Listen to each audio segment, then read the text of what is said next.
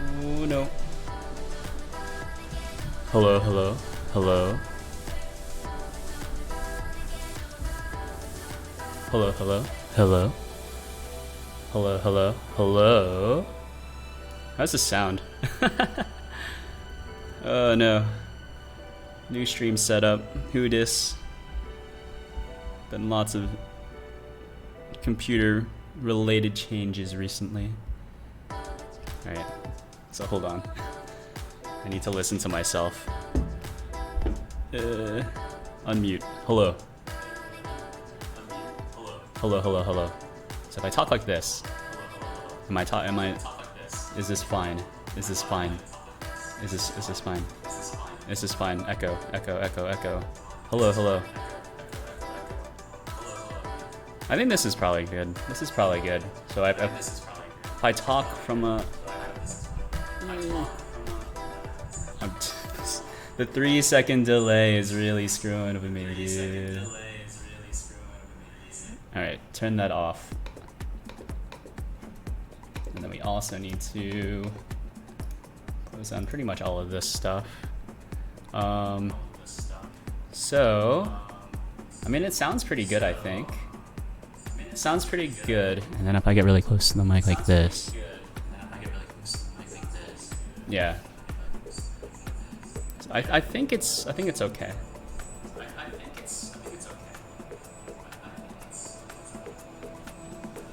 Turn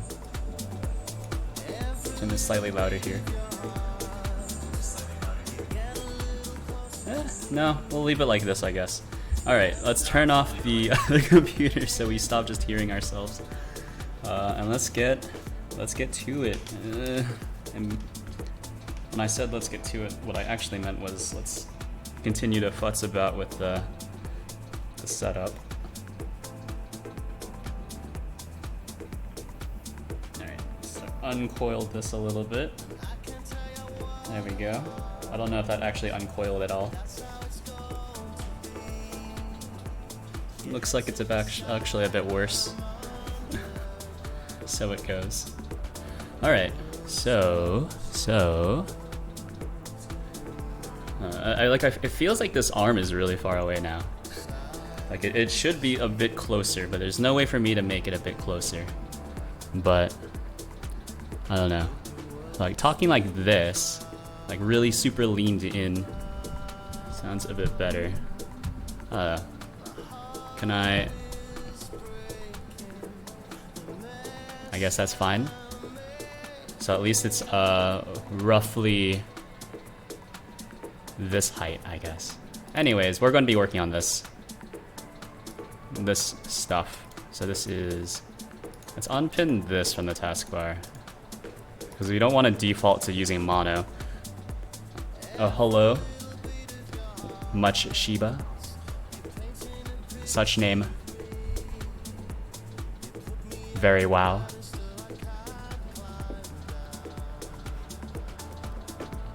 Hello, hello. Insectwell? Is that you, DeadSec, or is that the name is a bit different. How are you doing today? This is first stream with a new computer. So I'm still trying to figure out what I'm doing with all this software. I set up way long ago, but now I don't remember what I'm doing anymore.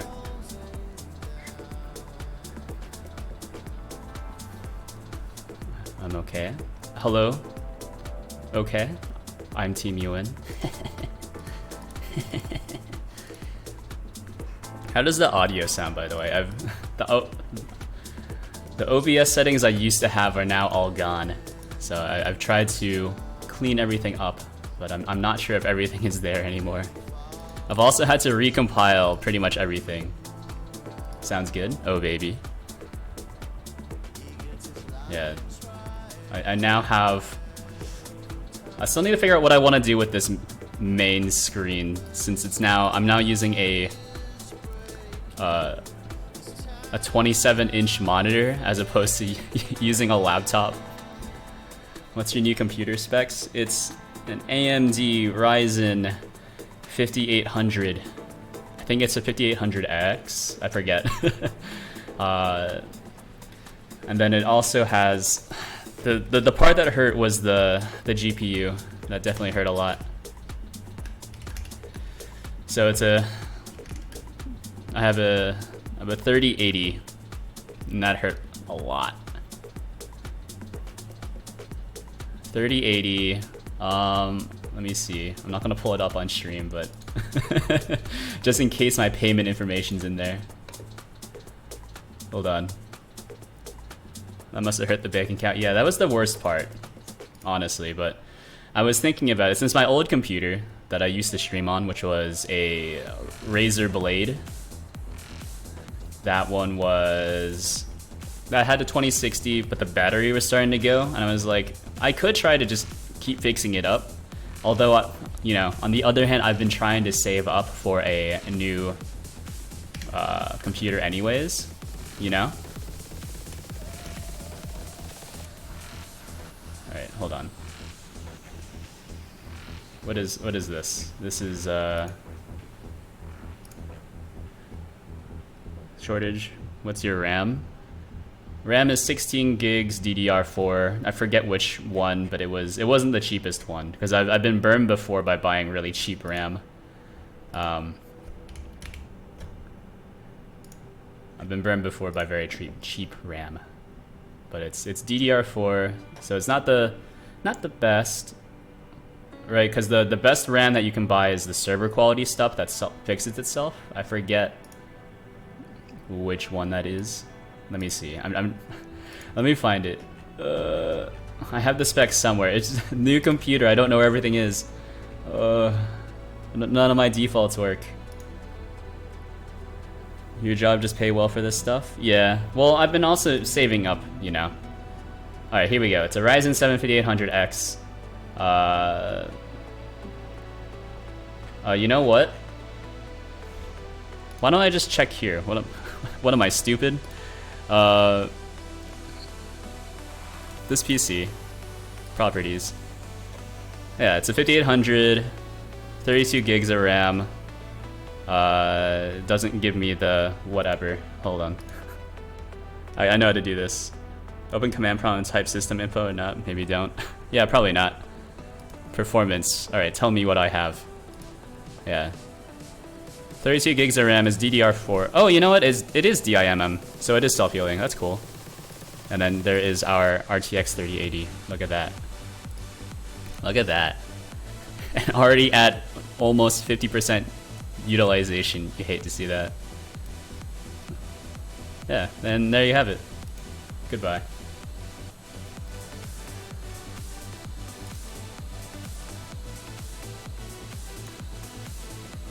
Yeah. So the RAM was a bit overkill, but it's, you know, future-proof, whatever. It's nice. This is the most painful part, though, for sure.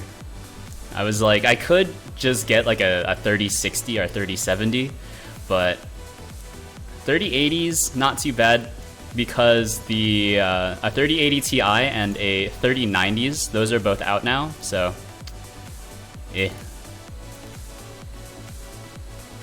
I know the card is good, but the price kills me. Overkill is good. Yeah, well, see, the way I justified it is that, you know, I do regular development. I don't just do gaming. So, I think if I was just like doing regular gaming, I would have gone with a 3060 for a way cheaper. 3080 versus 3090 isn't a big difference, I guess. Well, the biggest difference is definitely the price. That is the big difference. I wonder how visible is this stuff? So if you are looking at the stream regularly, is this stuff visible? It might be a bit smaller. How experienced with Unity are you? I'm not very experienced at all. I don't really do Unity. I did Unity for a few years, and by a few years I mean 2. So that's about as much time as I put into Godot, I guess. Although that was also when I was a much worse programmer. Where is it? Oh. Yes, allow access. You can access it. Duck. Did it turn you into a duck, or did it There's 2 of these persons, which is weird. Oh, you did duck. How nice. Let me randomize myself. Send it. Or is it not? Did it randomize me to a duck? Or is it not working? Because it's not hooked up. No, it is working. I had to recompile. It's always scary, man. Yeah, so what we're trying to work on today, because it's nice and safe and I don't need to worry about I guess compatibility. So just finish up this stuff. So 1, I'm gonna make a button to display all the licensing stuff. 2, I wrote a list on my Discord of things that need to be fixed before I can cut a new release of this. So let me see. Preset's still kind of broken, yes. Oh, you are a duck, yes. I'm technically already a duck, however, my avatar is not a duck. Oh, you know what, we can do this. Let's apply translation. Get a little bit of that head movement in. Also, let's do the little bit of chest movement. Look at that. License. Yes, a license to Uwu.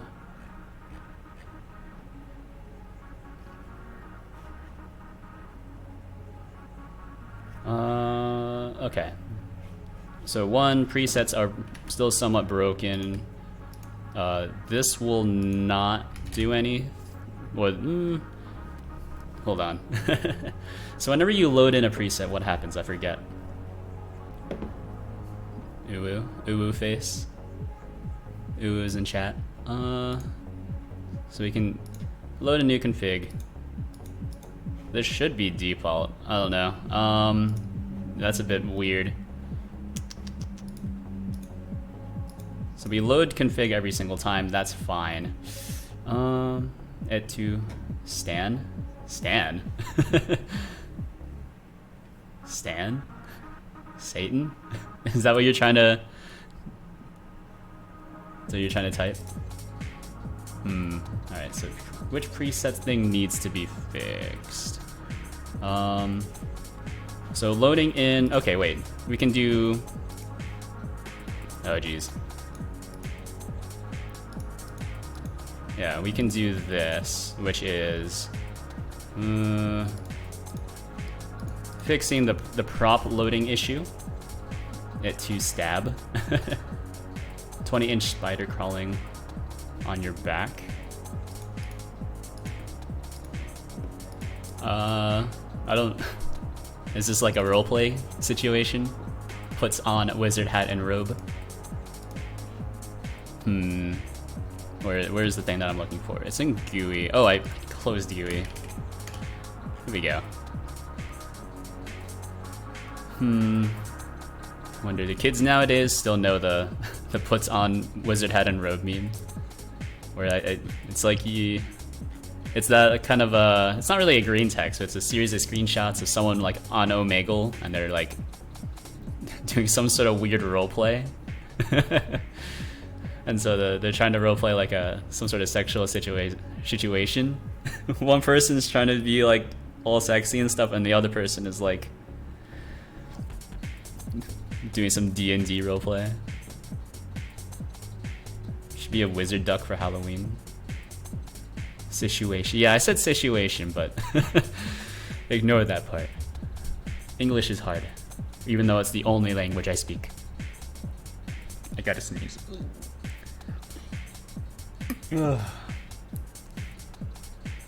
Spoke 100. Speech 100, actually, but... For prop data and props. Oh. I need to do all of these, right? Load file. Hold on. Or I need to do this every single time. So move this over here. So we always clear the props.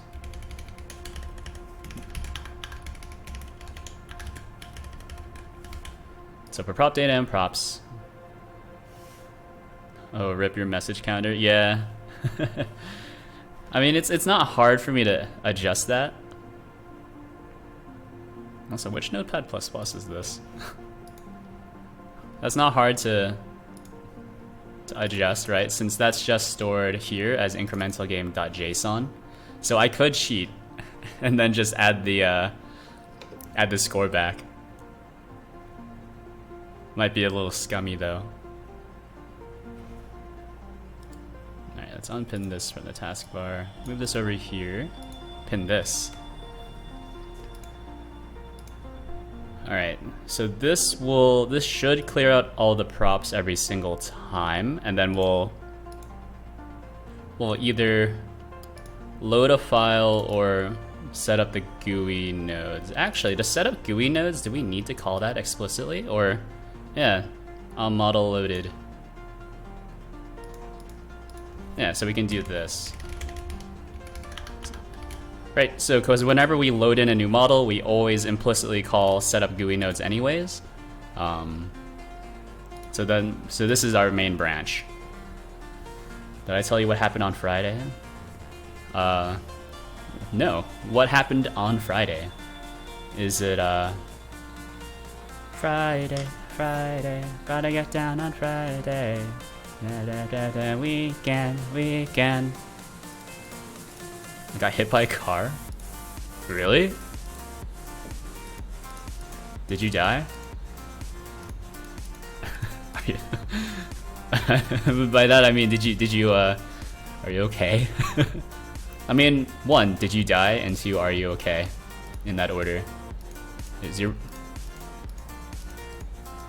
What happened? Did you just like randomly get sideswiped by a car? Did you get like sideswiped by a car? Did you get like... What happened? Yeah, I'm dead. Driver was horrified though? Yeah, I can imagine. That was crazy. Are you okay? Did you have to go to the hospital for like whatever? Or are you just like kind of bruised? I've been hit by... Well, I haven't been hit by a car going at full speed, but I've been bumped into before when I was running. And that left a bruise. She was coming out of a driveway and I was on the sidewalk. She wasn't going fast. Alright, that's not so bad. That's not so bad. It could be worse. I think this preset thing will work, by the way. Just knocked me and bruised my kneecaps. Oof. Okay. That could be worse. Could be worse.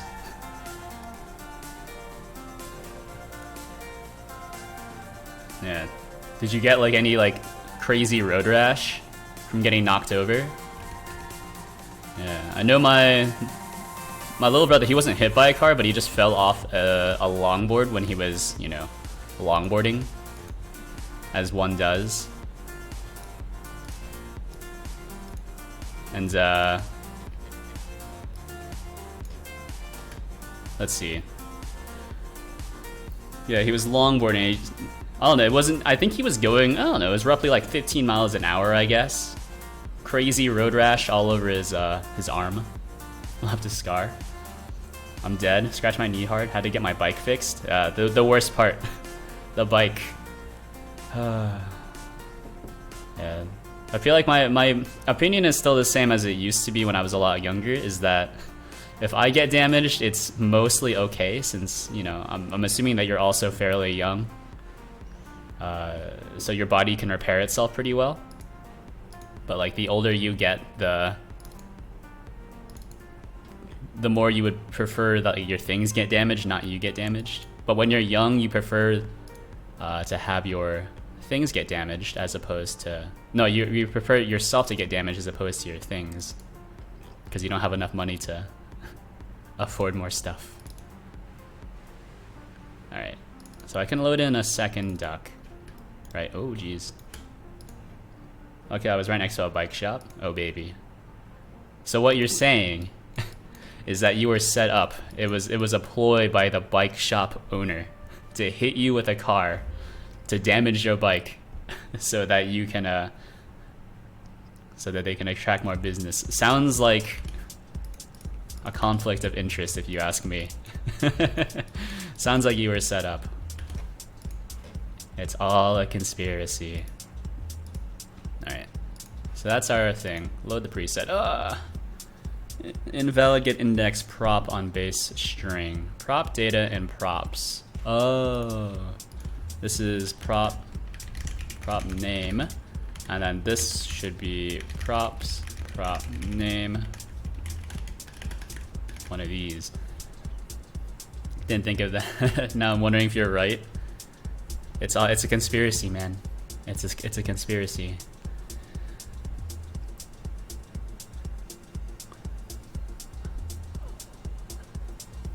You know, what if the fluoride that they put into the water supply is a ploy by dentists to actually deteriorate your teeth so that you have to go to the dentist more often? Stay woke, sheeple. I couldn't think of anything ridiculous, so that's the first thing that came to mind. I don't actually believe that, by the way. Alright, so here it is. You can load in this. Yep, there we go. There's a prop, and then we can go back. Oh, baby, it works. Oh, baby. So we can load in this one, which has the duck. And then we can load in... This one doesn't do anything, but we can load in this. Wait. Hold on. There's still the prop there, which is weird.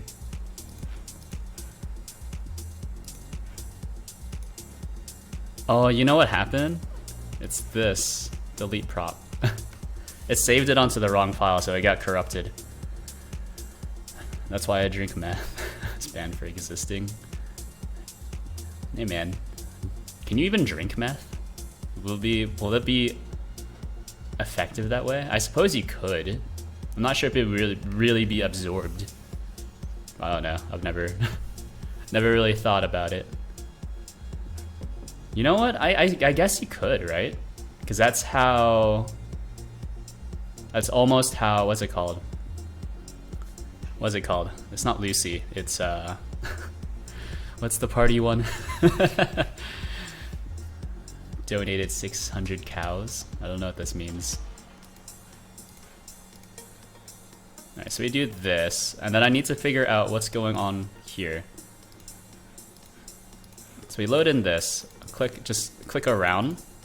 We can see that it'll start saving the presets. We go back to here. I'm actually not sure what happened there. Load back this one, load back this one. So we should be debouncing properly. I'm not sure what's going on with that, huh? There's some sort of corruption going on with the preset files.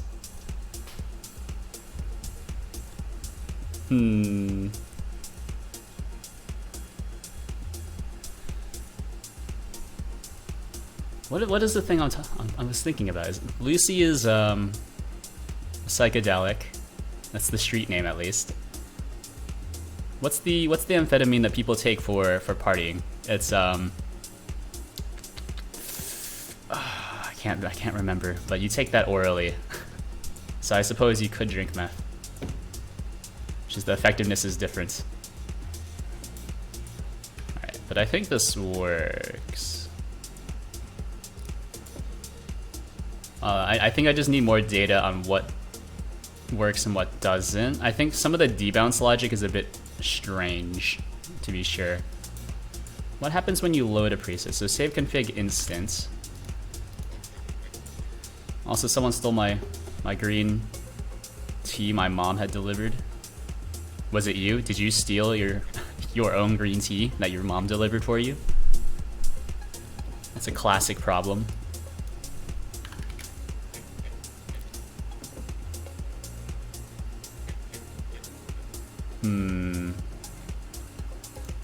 Let's see. Save config instant app manager. Unit test, we don't really need this. Face tracker, we don't need this. That's where my life is going crazy. You're slowly losing control of your life. Congratulations. That's pretty much... that's just being an adult. That's called being an adult. It's losing control of your life. Although I suppose I haven't really. I more or less have a semblance of control right now. So I've regressed, become less of an adult. So it should save true. Let's see, where's the debounce? This one, debounce counter should save false. This one should say false immediately. Debounce counter zeroes it out, and then we just, yeah, it's basically just this part here. Did you get the 3080 off Amazon? So what I'm about to say is probably going to sound like heresy, but I just bought a pre-built.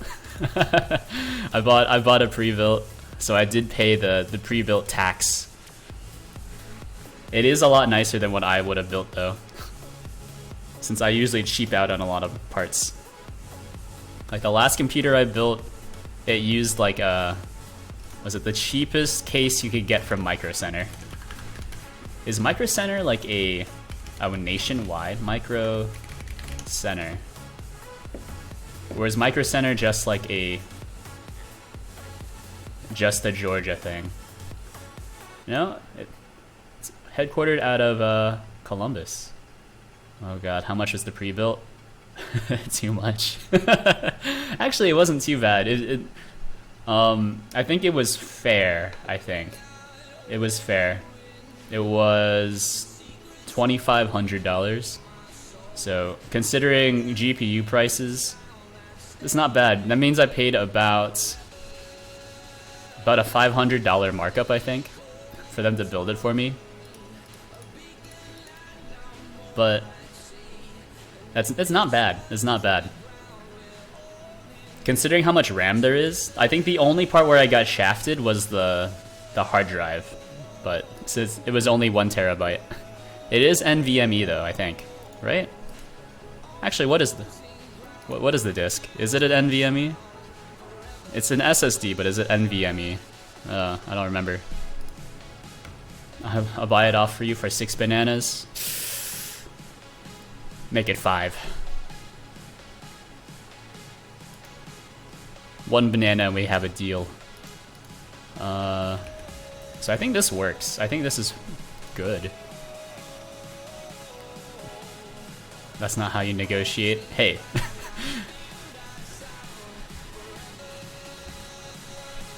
But now you've been knocked off balance. You don't know how to respond.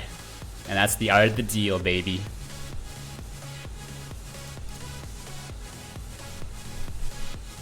It's not about making a profit. It's about sending a message.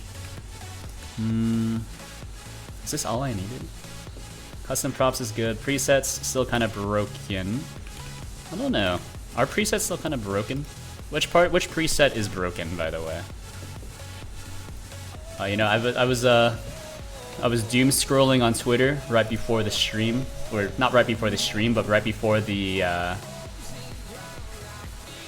right before I took my nap, my pre-stream nap, and there was someone who had posted like you know when people like tweet, they get viral tweets, and then sometimes you'll see ads afterwards after their tweet goes viral, and it was they posted their art of the deal kind of thing, where it was like, hey, we'll give you $25 to like give a shout out to our product, and then it was like, hey, can I use my own blurb? And they're like, what do you want to say? It's just lots of I want to say like, your product had anal sex with me. And the person was just confused, and they're like, yeah. Eventually they just said, yeah, go for it. And so that's what he did. He didn't even get paid for it, but it was, yeah, art of the deal, baby. He was like, this is the best I can do. Anal sex blurb. You're a duck, what the F? Yeah, I don't know. I mean, I'd probably do the same, honestly. Actually, I probably wouldn't. I would just take the money. I'm kind of a sellout. If you want to give me $25 to post a tweet, I would probably do it. Hey, 25 bucks, that's 25 bucks. 25 US dollars, that's good money. Alright, so we can load this in. No, just load this in. Then tracking, let's see, we have all of these options available. Oh, I think should track I is still messed up. So we can go back here, load preset, go back here, load preset. Tracking is still borked.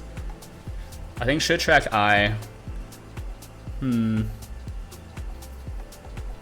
Yeah, no, should track I works. It's interpolate model that might not work, but I don't remember. You're the sub, prepare to be dominated. Excuse me? Excuse me? Hulu notices your bulge. Glomps. Alright, I think this is good. This is probably functional. Which is my favorite way of judging on whether or not something works. Is it? Does it work? Does it probably work? Yeah, I don't know. Alright, open cpace GD. We're on the master branch. What changes have we made? Git diff assets. I actually don't know what the difference is between these two things. Git diff. So are you wired or wireless connection? You know, I used to stream off of Wi-Fi connection, but now I have I finally got around to just buying an Ethernet cord. Well, I actually have 3 Ethernet cords, but they're both like super long. So was at the store because I had to buy DisplayPort cables. Since the graphics card only has 1 HDMI slot and 3 DisplayPort outs, but I had no DisplayPort cables. You know, I didn't realize, but cables are super expensive. Yeah. I guess it's just something I haven't really noticed since I just kind of like slowly accrue cables. I've never needed to go out and buy a bunch of cables before. Because, you know, everything comes with an HDMI cable. Almost nothing comes with DisplayPort cables, which is painful, to say the least. So while I was buying DisplayPort cables for like 30 bucks a pop. Ugh. Also just got a very short Ethernet cable to plug into my wall. So I do pay for 1 gig. I pay for gigabit internet. And it's pretty good. It's pretty good. Much better than Google Fi for some reason. Or not Google Fi. Was it Google Fiber? I pay for Google Fi as well, but that's my phone plan. 30 bucks? Yeah, 30 bucks for a DisplayPort cable, man. It was because I needed it because I was like, I have these monitors, but I can't use them, so I'm just gonna go to Best Buy and buy some DisplayPort cables. And I got there. I said, oh man, I probably should have ordered these off Amazon, but I want to use the monitors now. Is this any? Yeah. So I think the stream should be a bit more consistent, I guess. Now that I'm actually streaming off of a wired connection. You know what? I'm gonna call this done. This is pretty good. Git status. That's not how you spell it. Git status. Git add all. Git commit. I think the next thing I might get around to buying it's not really in terms of like stream or even like stream technology, but it's like, so I live in like basically an apartment, right? So I might pay for soundproofing. Might pay for soundproofing since this place has really high ceilings. I never really understood the appeal, but that's also probably because I'm very short. So high ceilings have almost no appeal for me. And also because like I can't reach the so there's a ceiling fan, but I have to use like a chair to even grab the chain. I really want to grab it. I need to use a step stool. a step ladder, not a step stool. So get commit, fix, presets, hopefully. So let's push that straight to master. Looking good. So let's add a camera selector. What are you doing, step dog? Ooh woo. Oh, hello. Look at this.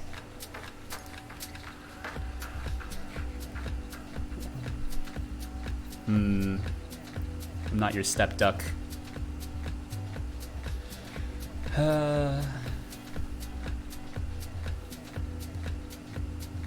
Let's see. What am I thinking that I want to do here?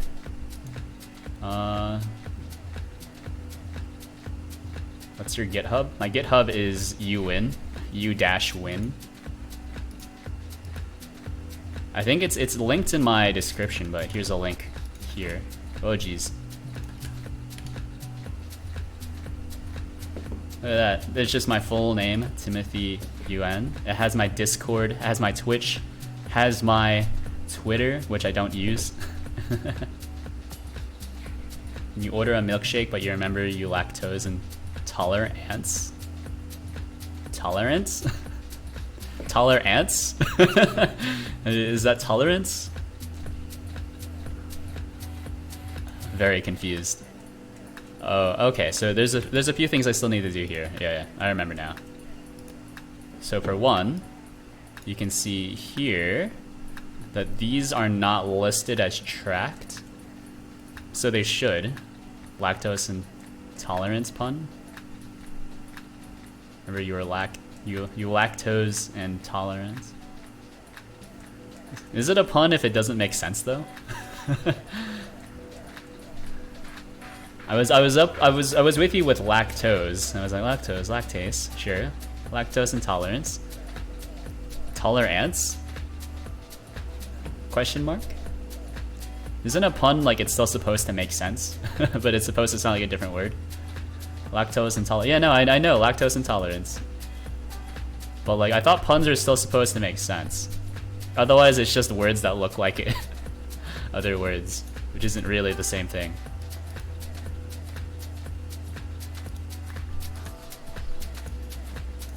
Where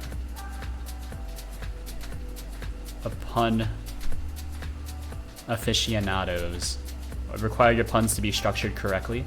It makes sense. It's not a pun, just a weird play on words. I suppose. I guess it's a play on words. I can accept this. It's acceptable to me. Alright, so mapped bones. I need to figure out how to toggle these. So... Wait, is that a Gura? No, it's not a Gura emote. I thought it was a Gura emote. I was like, I don't think she streams on Twitch. So that might not be that might not be legal. List element. Yeah, that's it. Don Dora. Don Dora? Is that like a Dora the Explorer fan channel that streams only Dora the Explorer?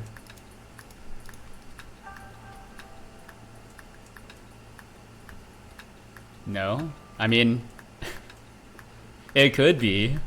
Wouldn't that be cool? I'd watch it sometimes. I like watching the Bob Ross channel, actually. Probably wouldn't actually watch Dora the Explorer. But the Bob Ross channel is pretty good. I like that. Does the game show channel still broadcast? It's been a while since I've watched anything like that. She's Sukomogami with taiko sticks. Sukomogami. Sukumogami with taiko sticks. I don't really know what that means. Sukumo Mogami. That's yokai. Oh jeez, what the heck? What is this? Extremely cursed image. I still don't really know what that is, but okay. Spirit object. Weeb. Weeb. Alright, so what we need to do here is... What I'm trying to do is get this list to actually pre-populate properly. So you can see here if I select all of these to be tracked, then switch the preset, we can see that that's how they look like. We go back and then these, oh actually these do change. That's weird. I guess it didn't change. Or maybe it didn't populate correctly. Something's weird there. Something's weird. So we go back. I mean okay, no, that seems fine. I think I do need to do this. I need to disable this button here. So this should not be selectable, or whatever you set as your head bone should not be selectable here, I think. Don Don is the sound of the taiko sticks hitting the drum. Don Don Dora? Question mark? Does the streamer play the game? You know what I'm talking about? That Japanese rhythm game where you do something like that. I think it's originally an arcade game. Japanese arcades? I'd like to go to a Japanese arcade one of these days whenever travel app opens back up. Which is, I suppose, currently still a little ambiguous. So I think it's mapped bones that we want. Let's see. It's app manager. Oh no, it's config manager. I mean, my arcade has Japanese games a lot actually. Do they have like the? Are they like the Japanese style games, or like are they just like, you know, Street Fighter? I don't really count Street Fighter as being like a Japanese game. I mean, it literally is a Japanese game, but it's not like you know, what I'm talking about. Please understand what I want to convey. Don't listen to the words. Listen to the feeling. Some of you might be embarrassed to play. I think most most games I would be embarrassed to play in public, unless it's Time Crisis. Time Crisis, pretty cool. Anything else, kind of lame. They're straight from Japan. Weeb. Also, you still have you have arcades that actually have like modern games. That's crazy. Who still goes to arcades? Where is it? It's head bone. Head bone. Head bone. There we go. So let's grab the head bone, I guess. So for map bone, so let's grab var head bone name. Name is equal to this is app manager cm current model config mapped bone. Oh yeah, also a bowling alley in the same area. Well, bowling alleys are pretty those are pretty commonplace where I am at. They don't really have, or are you saying that your bowling alley is the one with the arcade? That's interesting, actually. All the bowling alleys I've been to, which I guess to be fair are not very upscale. Most bowling alleys I've been to are pretty trashy, but they are.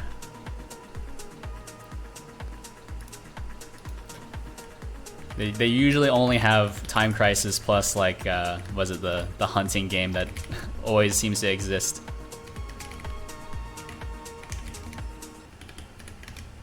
Wait, hold on. If bone name not managed, if the bone name is in mapped bones, then we want to toggle it true. Oh, then we can do if bone name is equal to head bone name. Let's see, base element is disabled. Elem is disabled equals true.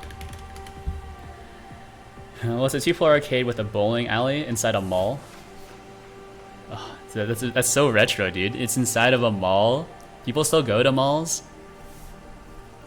I think even the big mall near me, the big upscale one, it's supposed to be super classy. It's kind of gone to crap over the last few years, especially like after the lockdown, right? There have been, I think, in the past year there have been 10 shootings, which is pretty cool. I've been there a few times. It's a shame.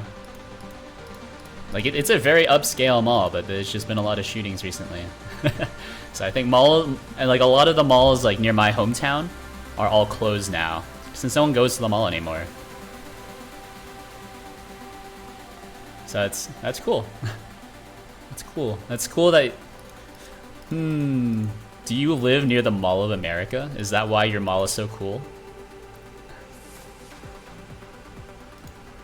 Is disabled. So this should be double toggle element.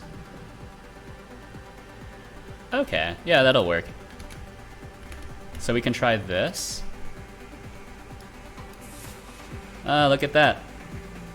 Haha. And then we can load in a different model. So it's in dev. It's the only mall in the city. It might be also why your mall is nicer than mine. Since there's a lot of malls near me, but I mean, I do live in Atlanta, so I suppose it's fair. Atlanta, fairly big city, not the biggest, but big enough. All right, so this is the Alicia model, not currently tracking, but it should be tracking the head by default. So that's. I'm kind of wondering why this isn't in alphabetical order. Where's the head? What is the head called? Is it just called head? Neck? Head and...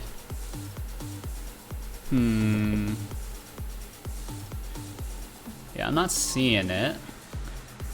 I used to have this stored somewhere. Is it called head end? I don't think it is. No, it is called head. Yeah.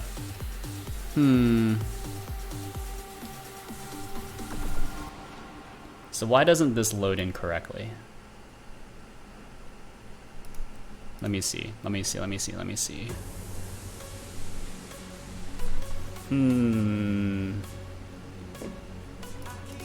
So inside of a VRM model, because I know it does just work.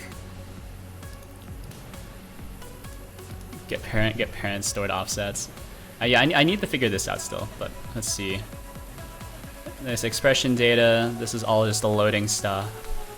Head bone. If VRM, so the VRM stuff works a bit differently from the basic model script.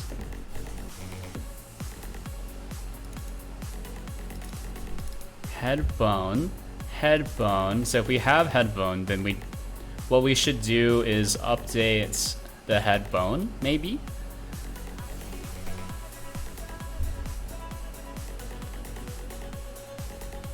And then also trigger a reset up of the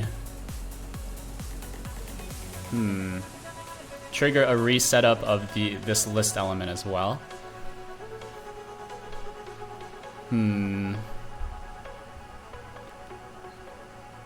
Possibly. So we cleared the details and set everything back up. When do I reset these up?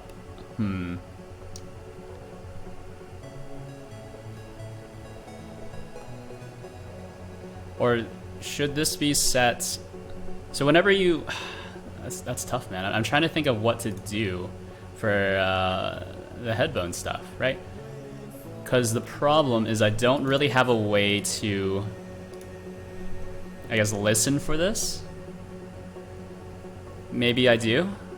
Hold on. So data bind, and then we can connect to a signal like headbone, Or maybe double toggles can connect to that signal. Right, so inside of GUI we can do this. So we connect all of these to on event. And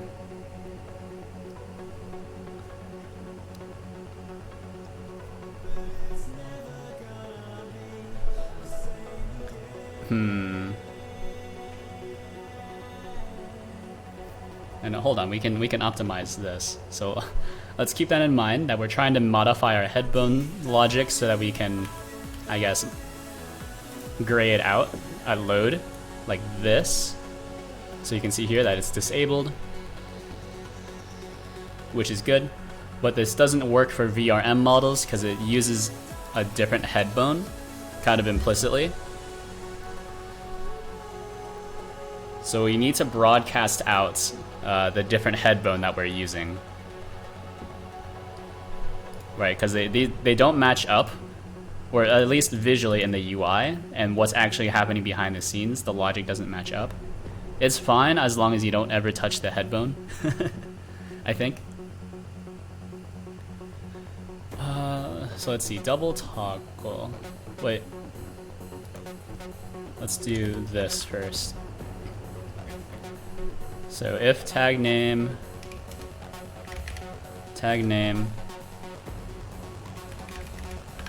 if not, tag name in XML constants, label, and then XML constants list. Then we want to do this part. So this is a small optimization for readability sake, I think. So you can get rid of this. Alright, just bear with me, I need to do this for every single one of these. Oh my god, okay. Almost there, almost done. Right? So we connect all of them to events on events if the tag is not a label or the tag is not a list, so that's good. Double toggle, we do need to connect to the headbone, I think. So we'll do app manager, signal broadcaster connect headbone, results, and then on headbone, I guess. So every single double toggle needs to listen for headbone changes. I think that's the idea right now. So on headbone,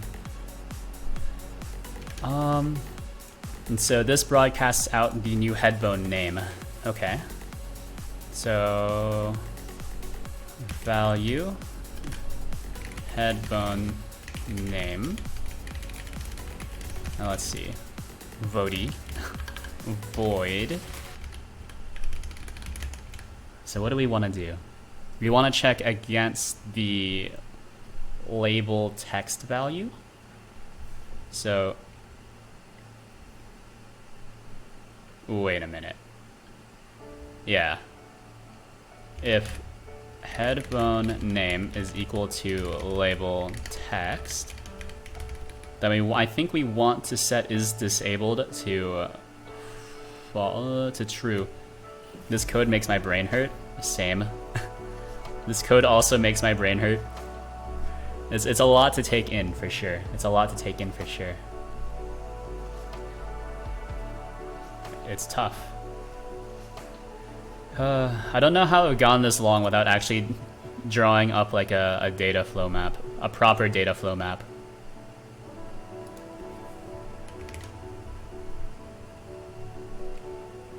Because usually when your application gets this complicated, you usually want to put it down on paper so you don't have to just try to remember how everything works. But unfortunately, I'm not doing that. So if headbone is equal to label text, then toggle 1 disabled disabled is equal to true. Toggle to disabled is equal to false. Otherwise, wait, it's true. Otherwise, false. There we go. So this one is pretty easy, I think. So if we go here, we can see all this stuff, and so then in tracking, if we change the head bone, like we can call it like neck or something, and look at that, it just works. And I think the hope is that the head bone should also automatically update properly. There's no guarantee of that happening though, so but at least that works. So we gotta make incremental progress. So in VRM model, whenever we find the correct head bone, I think we need to wait a minute. Head bone. Oh, that's, yeah. So whenever we find the correct head bone for VRM models, we need to do this, which is, let's add it to do just so I remember. But we need to modify the current model config head bone directly, because I don't think we want to broadcast out. So we'll modify it correctly instead of sending it through the signal broadcaster, or maybe we don't. Maybe we do want to signal broadcast it. Hold on. So we can do app manager, signal broadcaster, broadcast head bone, something like that. Maybe that'll work. And so it should hit the GUI. The GUI will rebroadcast out. Well, actually, what does the GUI do in this situation? So whenever you update the head bone, yeah. Okay, so the GUI just takes care of that, so okay. Nice. So we flip back. Let's give it a quick run. We can see that this works. Neck actually is not the correct head bone, but it is loadable as a head bone. Look at that. And then presets, we can load this in. Hopefully this won't break. That's not correct. File extension not recognized. Oh, and then it gave me the default duck. It gave me the default duck in VRM format, which is incorrect. So let's delete this. Load this in. And let's delete this. So let's load in the VRM model one more time. We'll load in a fresh model with a fresh config. I think there is a problem with how models are being loaded in from a preset, so that's still broken. Good to know. We'll go to dev. Actually, I think I do need to update this path as well. But we'll do that later. VRM models. VRM. Invalid set index disabled on base nil. Wait a minute. What do you mean? Toggle. Oh, okay, hold on. I said oh, but I don't really know. I don't really know what happened there. So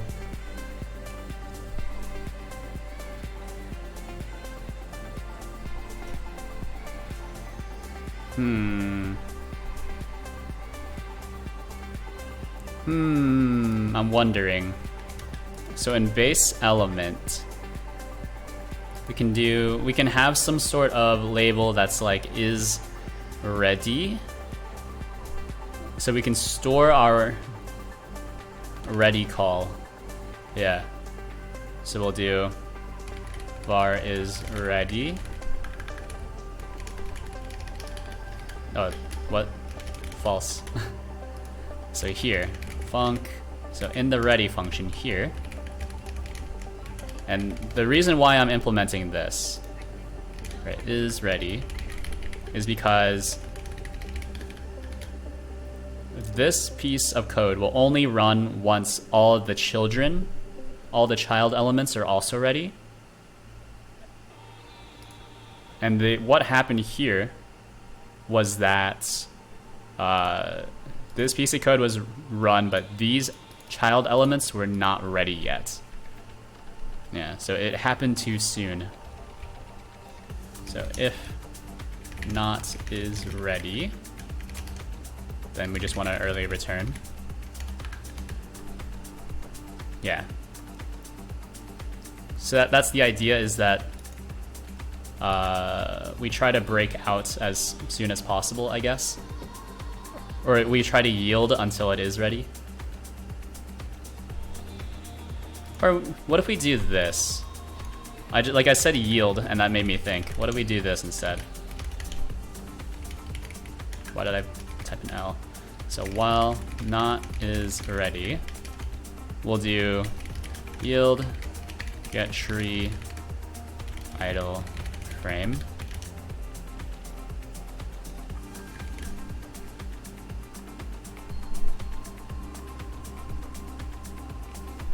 Yeah, so we just kind of delay loading. we delay the call until it's ready. That's what that piece of code is supposed to do. It feels a bit wrong though, but we're going for it. So go to assets, VRM models. I'll do this in one more time. Please work. First argument of yield is null. Okay. First argument of yield is null, so there is no tree.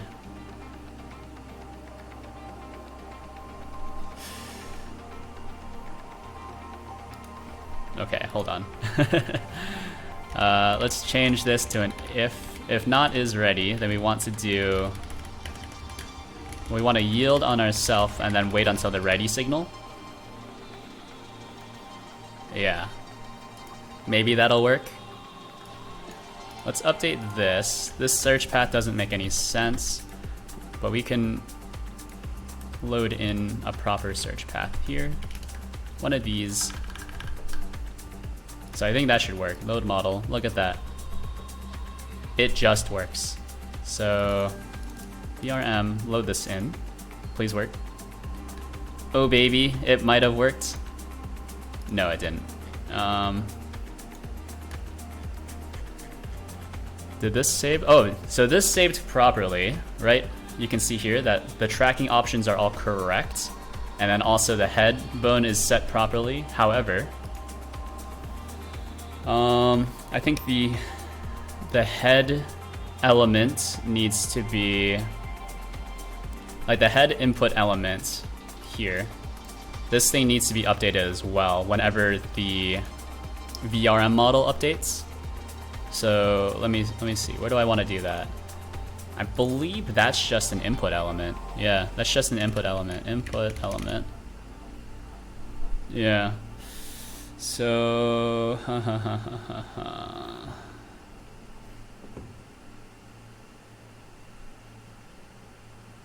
and each input element also has its own debouncer. I don't know if I need that anymore. I'm thinking about it. So the app manager automatically debalances itself as well. So it emits, so we have a double debounce, I guess. Bleeped. Based.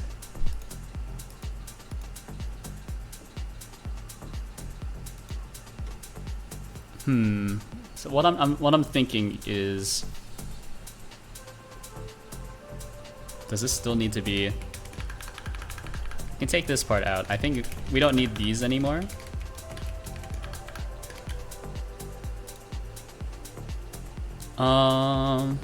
Do I still need the debouncer and the input element since we're already debouncing? So debouncing just means that we delay some sort of events. So we don't like spam our application with events.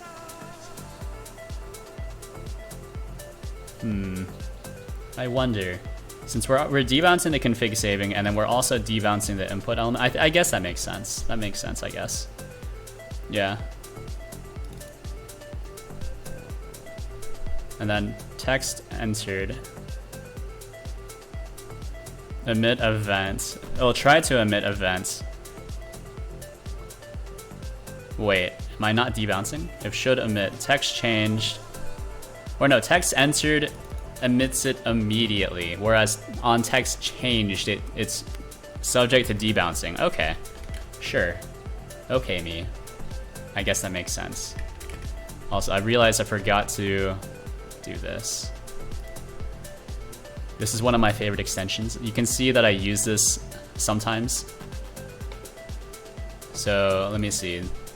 To do things.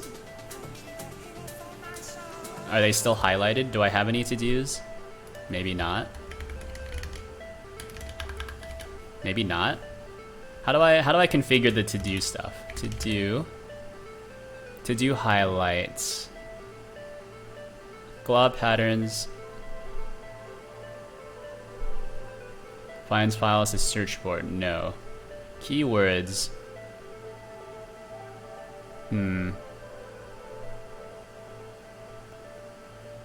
Let me see. Default style. To do highlight. Keywords.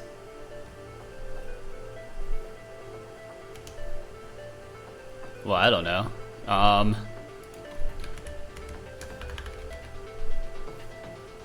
How do you configure this? Send help is enabled. Keywords. Oh, that's weird.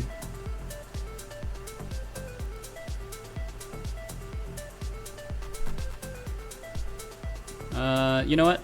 I think we're just gonna have this, which is to do. My favorite to do color. There we go. We keep it nice and easy. Just have the one to do color. And then we have two to dos. So add name validation if there's a yeah. Okay, so there's only two to dos in this one. I think that's fine. I think this works on headbone, double toggle. And then input element. I need to think about what to do here, because the problem that I'm trying to solve, right, is whenever you load in a model, assets, VRM models, right, this thing updates properly. However, this does. This updates as well, I guess. Or actually, you know what? I don't think it does. I don't think it does. I think it didn't reload properly the first time, but on the second load, then it works properly. Right? So I think this might be another timing issue, maybe?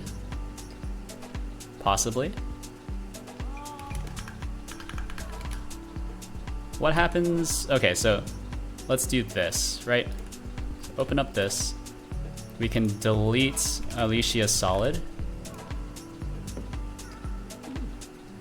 Yeah, doesn't exist, that's fine. I suppose I shouldn't have done it like that. But now, go load in a new model. Godot.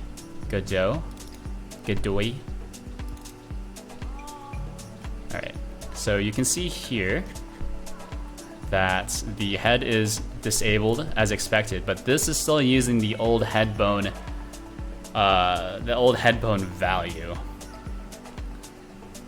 And that's because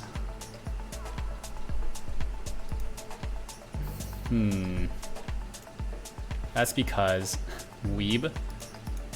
Yes, I am indeed a weeb. This is not an incorrect assertion. Not incorrect. You know what? I think delete preset doesn't actually work. So that's one problem. There's deleting presets. This doesn't actually delete it from memory. I think. So we need to fix that. And then after that, then we can fix the headbone stuff. Or maybe this part. Yeah, so you can see here that this wasn't deleted. You know what? Let's do that really quick. So on delete preset, it erases from the thing, blah blah blah. Generate a new config. Current edited preset. And then I think, you know, I haven't watched an anime in a very long while though. So I don't know if I still qualify as a weeb. I am learning Japanese, which is very weeby. Very weeby. But, you know, as mentioned previously, that's more just like as a consequence of me also learning Chinese or learning to read Chinese. I was like, eh, you know, Japanese kanji is pretty much just Chinese. And unfortunately, it's put me in a weird place where I can, there are characters that I only recognize in Japanese and characters I only recognize in Chinese. And then there's some characters I just know what they mean, but I have no idea how to pronounce them. Which is always a good sign. So we want to go into, well, let's look at a config manager, right? So config manager, we need some way to delete a config file. Otherwise, we just kind of accrue more and more configs as time goes on. So presets, erase, blah, blah, blah. Current edited preset is probably not correct. Yeah, this doesn't make any sense. Well, no, actually no, current edited preset makes sense. Yes. Oh, wait, hold on.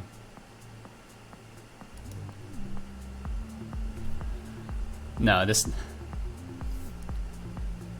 We set current edited preset to current model config if we are deleting the current thing. No, this doesn't make any sense. So this line doesn't do anything because we're always sending it to null, which makes sense. Okay.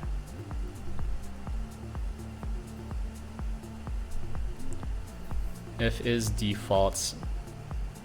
So we need to delete the file if it exists, which is important. Update metadata, and then okay, so then let's add a note like actually delete the config file. And so we'll do, Actually, we need to do it before we update the metadata. So this is delete the config file, right? Because we need to pull the path from here. So var config path, some sort of string is equal to app manager, cm metadata config data preset name. There we go. And then we can just do a get. So get will give us either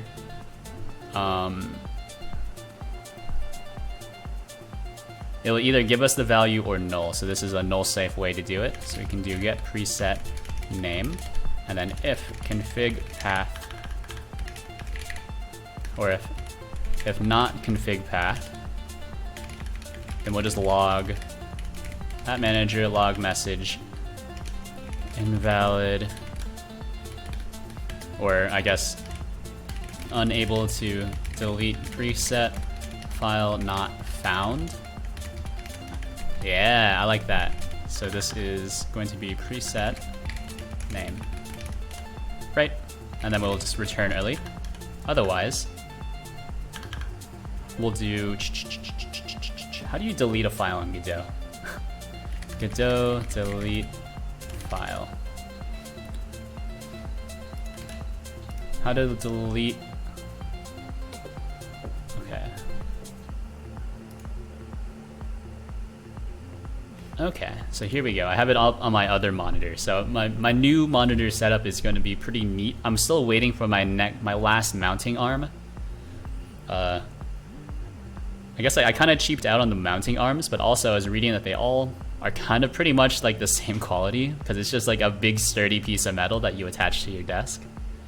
So each arm was like 25 bucks.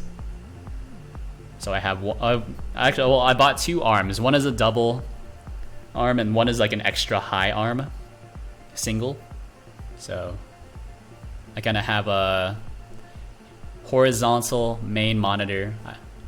Then on my right, so you can kind of see, I keep looking back towards, we have a vertical monitor where I have two windows vertically stacked, although sometimes I'll just use one large window in order to you know, read documentation or whatever.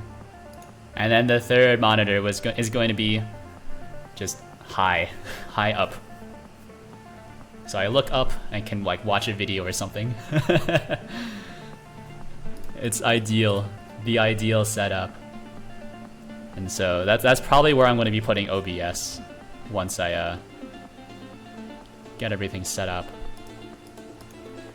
So var there is directory new.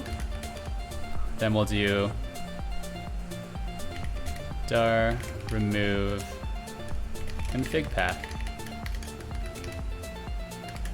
So how does this work? Remove directory. Remove deletes the target file or an empty directory. The argument can be relative to the current directory or an absolute path. If the target directory is not empty, the operation will fail. Returns one of the error code constants, OK on success.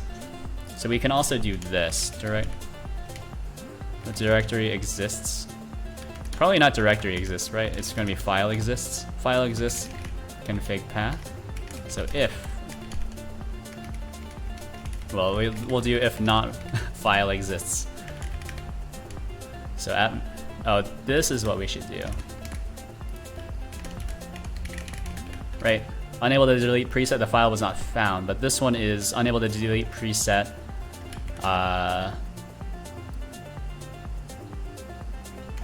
Metadata does not contain preset. Yeah. Here we go. I think that's fairly reasonable. So if we go into here, I haven't changed anything yet. So we should still have the old preset. So here, let's eat it. Ooh, hopefully it worked. Hopefully it worked. Okay, so it's not there anymore. And then there we go. You'll love to see that. Cool, so deleting presets now works. So now we can move on to the actual problem that I was trying to solve, which is, well, the headbone stuff, right? So if I go into here, we load in the kind of reference VRM model. We have a little pantsu shot. And then we need to update this one based off of the results of whatever the headbone is. Since the naming scheme for VRM bones is not consistent for whatever reason.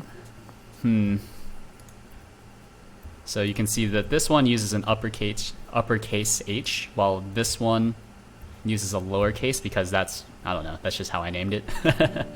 That's the defaults. So what do I want to do? How do I want to do that? So we go into GUI. And then I can just have like a custom one just for headbone, maybe? I don't know if I want to do that. If data... I'm trying to avoid having too many like custom kind of gotchas, you know? Or at least I'm trying... That's not easy though. It's not easy to think of a generic solution, right? What if we do like like a listen, like listens to itself, listens. I think I had this idea before. So we can have like another label here, or I guess attribute. So this is a very strange way of doing UI layouts in Godot, but it's kind of as a consequence of how I generate data. Everything is more or less already dynamic, and so I just decided to go full dynamicity and just make it configurable via XML as opposed to having to recompile the entire game in order to change the GUI. And so it only loads in once, although I think it's possible to trigger a full reload, I just forget how. Alright, so let's see. What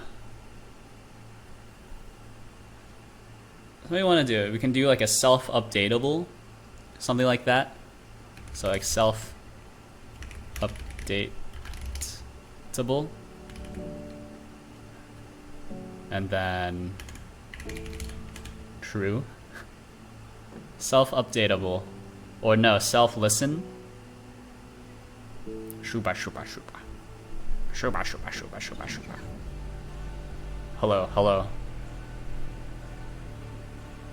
If you're a duck in chat, please out yourself now. Self-updatable, probably not. What's the verbiage I want to go for here? Yeah, there we go. There's one duck. Goose, duck, duck, goose. So disable, label updatable, self-updatable. No. Listen. Do I still have listens? So we have this one, right? So start tracker, label updatable. Actually, how does label updatable work? I implemented that like a while ago. Update label text. Oh, update label text, and then that's inside of the signal broadcaster, and then that's at the very top. I remember implementing that. And so sometimes there are just certain callbacks. They get emitted, and they emit the element name and the value, update label text. And that's pretty much just on, I think, button, right? No, it's not even on the button. What is it? It's in tracking. It's button, start tracker, and then the start tracker. What does this do? Emits signal start tracker. All right, very good. I should have known. What is it? Start tracker. Where is it? Oh, it's not even handled by GUI, right? It's handled by OpenCGD. And then on start tracker, it does all this stuff. Then broadcast update label text. Ah, the GUI. Yes, it is GUI. GUI. You know, I've been playing a lot of Pokemon Go for whatever reason. I think one of my favorite Pokemon from the newer generations, possibly Gumi. It's possibly Gumi. I don't know why. It's like a Ditto, but like slightly more character, I guess. That might be a bad take. Self-updatable. I don't know if I want this. Gumi. How is that lewd? That's not lewd. It's only lewd if you make it lewd, so I think it says more about you than it does me. I'm just saying. Label updatable, and then we can have like value updatable. And so we can, or no, listen to self. So we can call this listen to self, right? And so, no, listen for self, I guess. Right, here's the idea. Listen for self. So I think this is, you know, it's fairly descriptive. We're listening for our own events. So listen for self just means that we'll also connect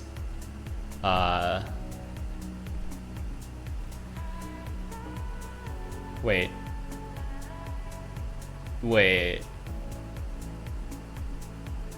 Huh? Wait a minute. Wait a minute. Wait a minute. How would I connect it? How would I connect these things to its own event? I'm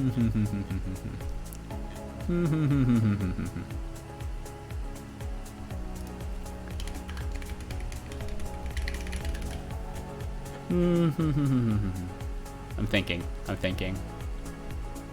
Label updatable, sure. Slightly optimize this. If data has XML constants, listen for self, right? Then we can do, it's pretty much this syntax once again. I feel like I need to, like this more or less needs to be abstracted out because it's the same thing over and over again, but well, I guess the results of the match are not duplicated over and over again. That's something just feels weird about this. Anyways. Oh, don't do that. Oh, Truel. You know, that's actually what one of my... so I have a few tattoos on my right arm. And I think the idea of a Truel is one of the things I have tattooed. If only because that's one of the things that was like... It like blew my mind. It really opened my mind to, oh, that's what math could be. I could study this in college. Is like the idea of a statistical Truel, which is a Truel, you know, if you're familiar with the idea of a duel, so like a cowboy duel, right? So you have two cowboys, they, you know, walk 10 paces or whatever and then shoot. So a Truel tries to explain, you know, it's a duel between 3 people, so it's a Truel, right? A tri-duel, if you will. And so assuming that all participants shoot at the same time,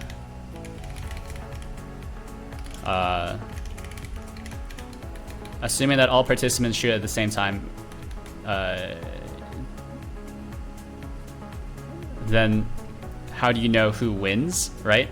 And so if you rank the participants by skill level, so if you have someone who hits 90% of the time, someone who hits 80% of the time, and then someone who hits, you know, 60% of the time, 50%, 40% of the time, who would you expect to win? And of course, the winner is going to be, statistically, will be the least competent person. If only because the 2 best shooters will, of course, shoot each other. They're not going to shoot the worst person. Haha, I have answered your problem for you.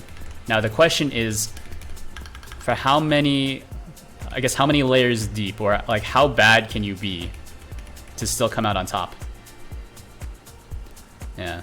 And so I think like when I was calculating it, like way back in high school, it was like a, let's see, result, event name, self. What are you making again? I'm working on this program. I'm working on this, so I'm trying to try to fix up a lot of the features. So there's a lot of little bugs that still exist. So I'm just patching up a lot of the bugs, and you know, just kind of going full stream of consciousness, talking about random things. For example, Truels. And that's why I tried to do a lot of econ classes when I was back in school, but then I realized I was really bad at econ. What code opens the window program? What do you mean the window program? This is the code. It's just this. That's the nice part about using a game engine, is that I don't need to worry about how the window opens. It just kind of works. the window, the program. I don't really understand the question. This is the code. The engine opens it for me? Question mark. That's why people. That's why it's nice using an engine, is because you don't have to worry about how the window opens. The engine handles window opening for you. Otherwise, you would need to. I guess you would need to either use an OpenGL library. So I think GLFW should do window management for you, but that's kind of painful.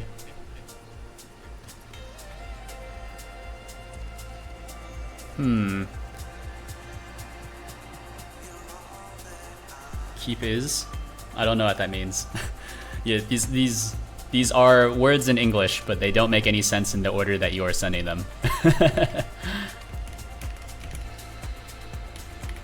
I'm not sure if you're reading your own messages,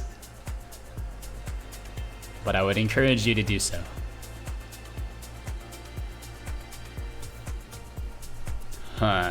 So what if I go into base element?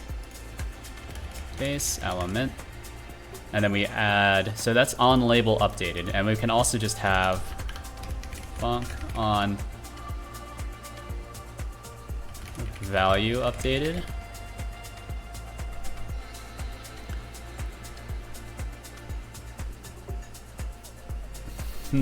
On value updated, and then that's tough. That's tough. Since there's not an easy way to connect to just a value update, right? Because what I'm thinking, yeah, so these actually broadcast out with possibly like one-to-many values. So this would be easier if I changed this.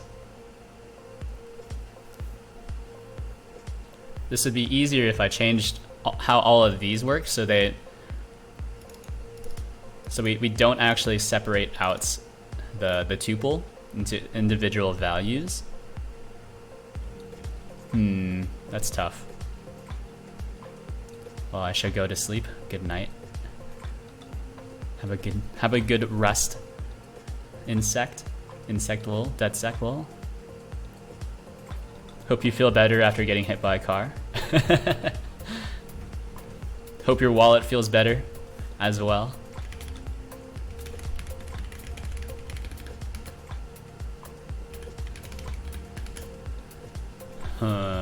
Prop toggled. So I think a lot of this stuff.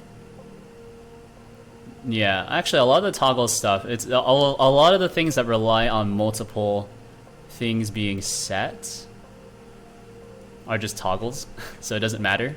Or they're all kind of like related to lists, so it doesn't matter. On value updated, yeah, this should still work, yeah. I don't need to worry about these tuple values, because these are really only used by toggles. So on value updated, we'll go... I'll probably just use set value, right? Set value, one of these. Right? And then here, we'll go results, event name. Listen for self, and then on value updated, I guess.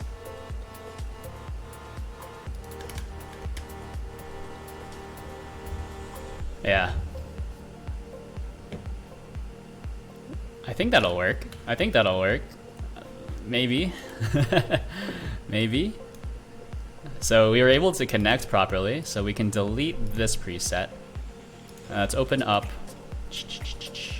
the Alicia model and see if it just works. So it loads in properly, that's good. This is correct. Aha, he's done it. It works. Huzzah! And then loading in the duck, I think, doesn't actually work. Yeah, file extension not recognized duck. Yeah. So I wonder where is that emitted from, by the way? File extension not recognized duck. So let's actually save state, git status, git add all, git commit. Let's see, what do we want to do?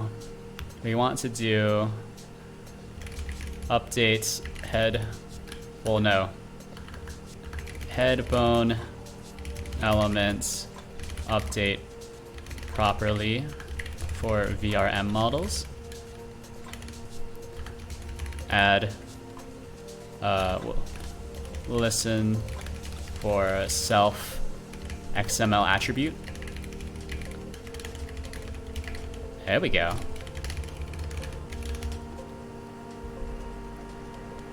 That should work, that should work. Yeah. And so of course, all of this code is available on my GitHub, free and open source, under MIT license. I don't know why I said that though, I'm not ending the stream soon. I did start the stream pretty late, because I was trying to, I forgot that on my new computer I don't have any of these programs. And since I'm trying to use the latest versions, I don't want to use the releases I provide on GitHub. Although I probably should. Well, no, I probably shouldn't. Right, it makes more sense to use the latest and greatest if I'm the one that's actually developing the program. So I can catch and fix bugs in real time. No, we're dog fooding the program. Right? Because this thing is actually what I'm working on right now. Look at that. I like how when I turn on model translation, you can kind of see the neck kind of stretch out. It looks good on this model because there's not very many polygons for it to break. So when I stand on my toes, you can see the neck kind of compress or elongate or compress when I kind of squat a little bit. Yeah. And also it's good to know that it works on this face tracking thing works on this fancy new camera I have. It's not fancy actually, but it's a external webcam, which I didn't used to have, but now I do. Anyways, we need to figure out this part, which is preset loading. So load file, model path. So what is model path? I actually don't know. So if we go into this one,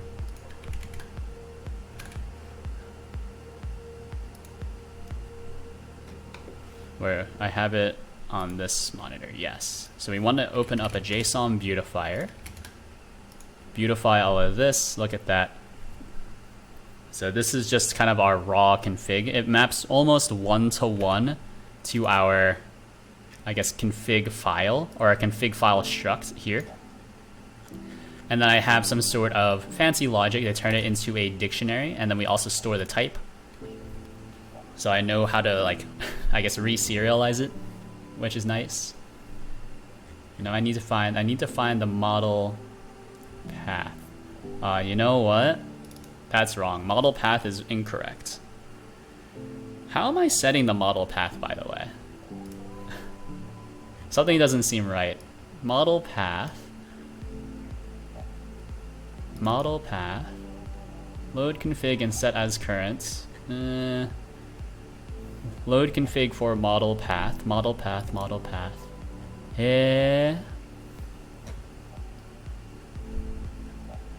Why is the model path messed up?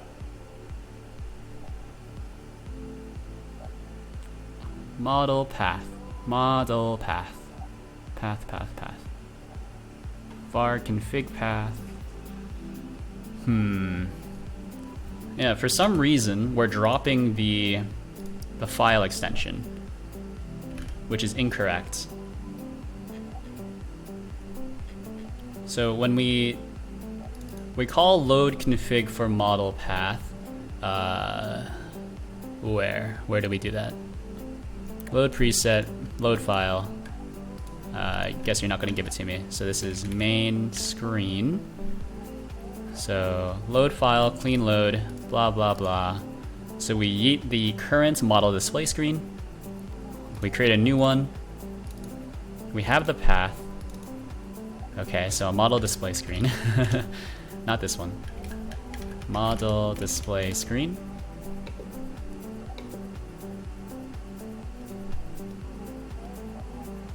Ooh.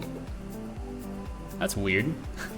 So when I press like the kind of hardware back button on my mouse, it I don't really know what it does. I've never clicked that. I've never tried to press back inside of VS Code, so I don't really know what it does. It's interesting though. So bum bum bum. We want to connect all of these things to the signal broadcaster. Okay. At model resource path, if it's a VRM, load external model. Sure. And then, oh, load external model. That's here. File path. Something is wrong here. So when I create the config file,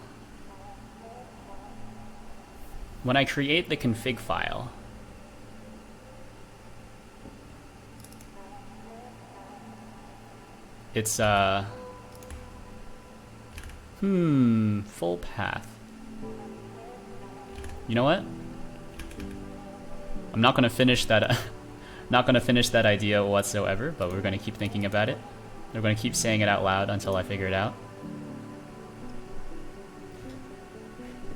So let's see. Yeah, so you can see here, resource export blah blah blah does not exist. Then we save the config. Wait, does not exist here. So config model path is equal to model path. Okay, so then I need to set a breakpoint here in the file, which is load config for model. So let's set a breakpoint here. Open it up.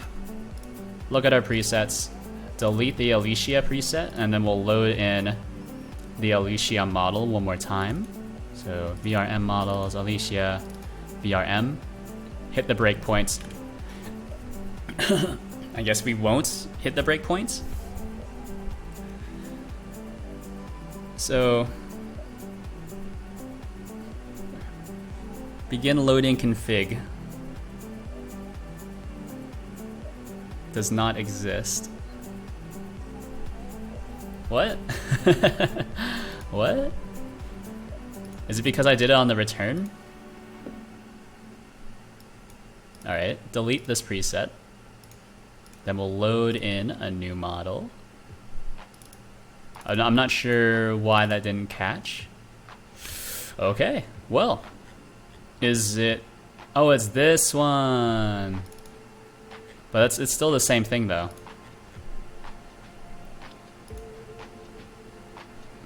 It's still the same thing. Hold on. So, click on this one, delete the preset, load model. Something is wrong with this, but I'm not sure what. I need to hit the breakpoint. What is a model path? Oh, see, this is incorrect. Oh. Ah. It's because... Ah. So model path comes as... Wait. Oh, what? Hold on. So that's incorrect. This model path is not correct. Where's the call stack? So we do... Oh, it's this part.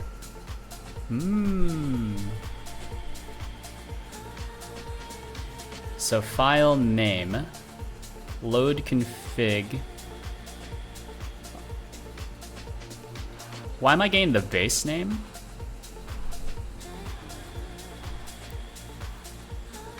Load config and set as current. And then load config and set as current requires a file path. Whereas... Wait. Huh? Oh wait, what? Oh wait, what?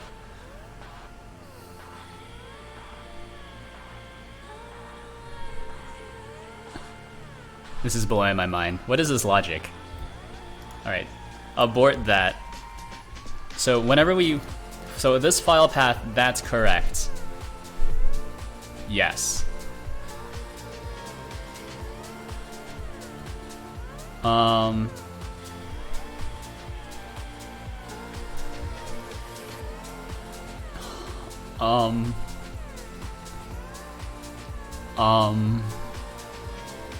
And so if a default...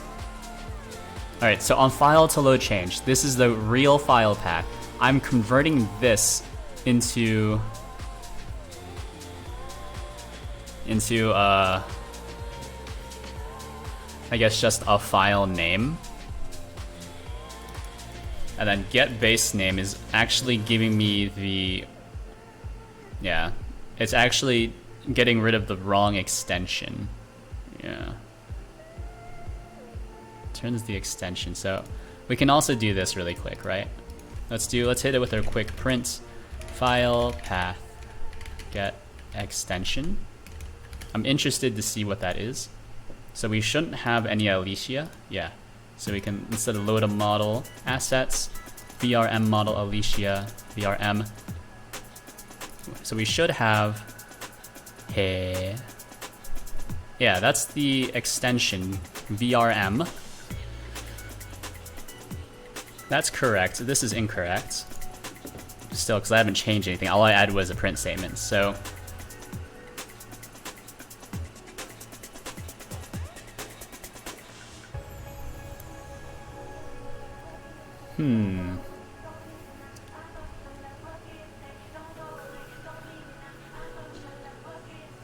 What I'm thinking I should do is we'll do get file, and then we'll just substring it as well, I guess. So hold on.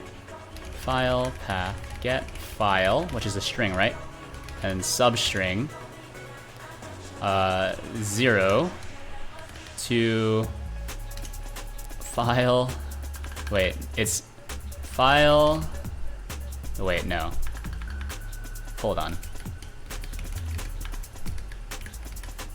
Var file name, some sort of string, is equal to the file path get file, right? And then we'll do file name is equal to file name substring 0. So we get a substring, and what we're trying to do is we're trying to get rid of the last 3 characters, or the last extension plus the dots, because base name is clearly removing the... It's removing too much for some reason. I don't know why.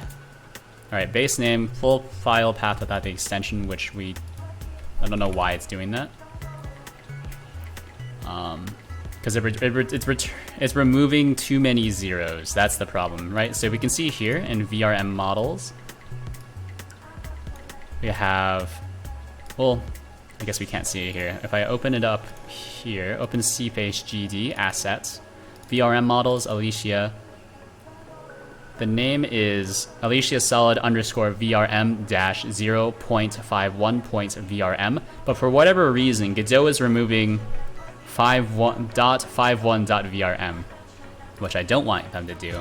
It should ignore the 51. So instead of doing, I guess, I feel like that's a bug, but I'm not sure. File, so what we're gonna do is file name.length. So how far does substring go? Is it inclusive? From the, returns part of the string from the position from with length len. Argument len is optional, and using -1 will return remaining characters from the given position.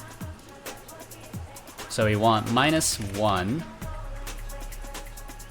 plus file name extension dot length.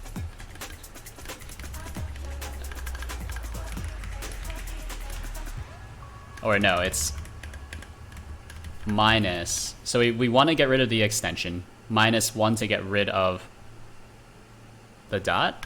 No, -2. Wait, no, -1, because it's just the length of the string. It's not the index that we're trying to substring to. So it's just -1. Yeah, I think that makes sense. And then let's just print the file name, I guess. This part is still incorrect. So if we have all of this, so if file name blah blah blah,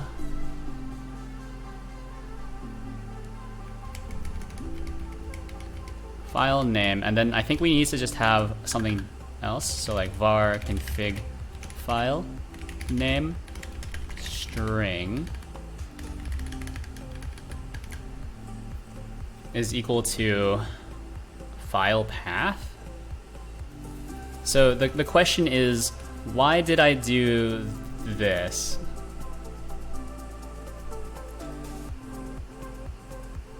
Or actually, is it because I'm running base name twice? Is it because I'm loading the base name twice? So I shouldn't need to do that?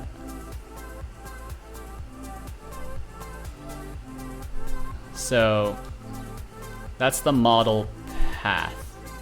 Load config for model path.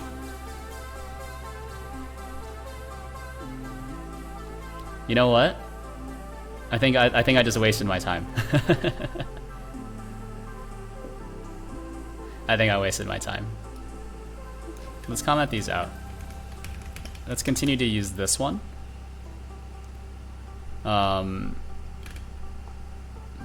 Wait, no. Wait. I'm losing my mind. File name. So this one already checks. Yeah, actually, yeah. What am I doing? This checks for it already. I'm having trouble reading my own code. That's how advanced this is. So we have a model path. We automatically convert it to a model name. So this conversion that I was doing here was completely unnecessary. Yeah, and even this part's like completely unnecessary. Like we don't need to pass in a file name. We just need to provide a file path for both of these, because then these should just work. Yeah. Yeah. So let's run it. So this appears to have worked. We can also load in this preset. It looks good, I think. Load in this. We can load in the Alicia model now. So where was the other breakpoint? Can I just look for breakpoints? I actually don't remember how to find breakpoints. I guess we'll just hit it and then we'll see. There it is. So there's the model path. There's the model name. There we go. So it loads in properly, right? You can see that the headbone name is also correct. I think the duck paths are actually wrong. Yeah, I think that I'm pretty sure the duck paths are wrong. Yeah. So it just loads in the default duck, and then we can load in Alicia. Ooh, there we go. There we go. Looking good. So, ooh. Ooh, did we crash? No. Just can't click on just can't click on the status bar for some reason. Why can't I click on this? No, can click on that. Can click on this, but that's weird.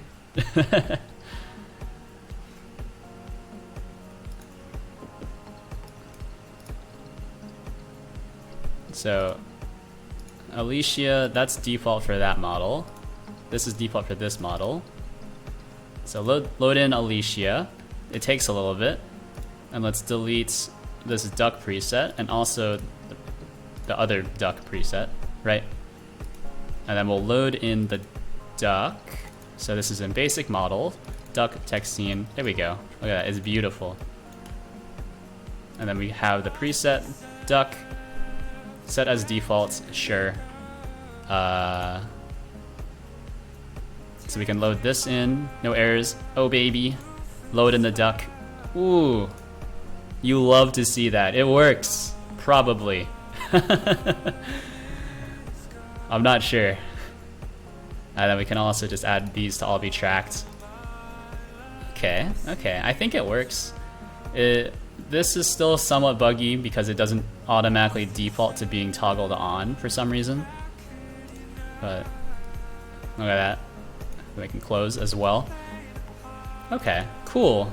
So git status, git add all, git commit. So this, what we did just now is we fixed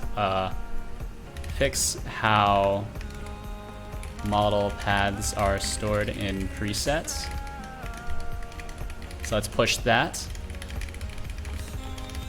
There we go.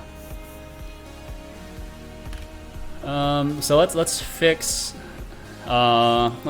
is default for model.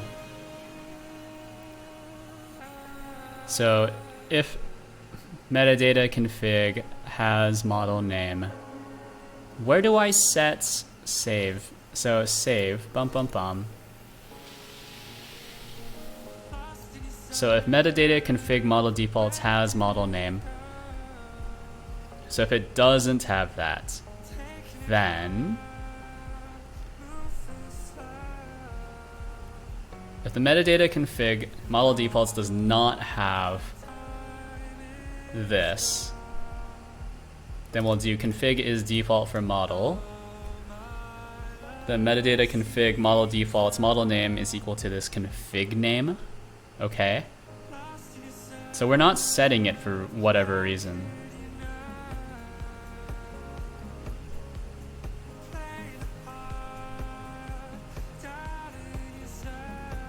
Huh.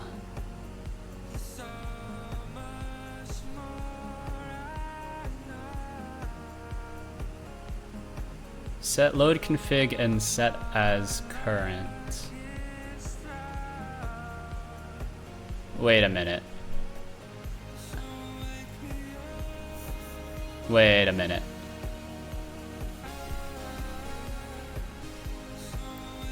Load config for model path. Load config for preset.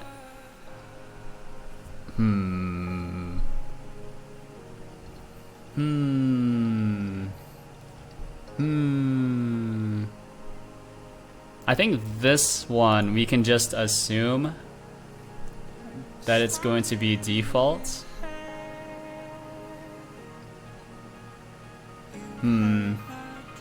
Config is default for model.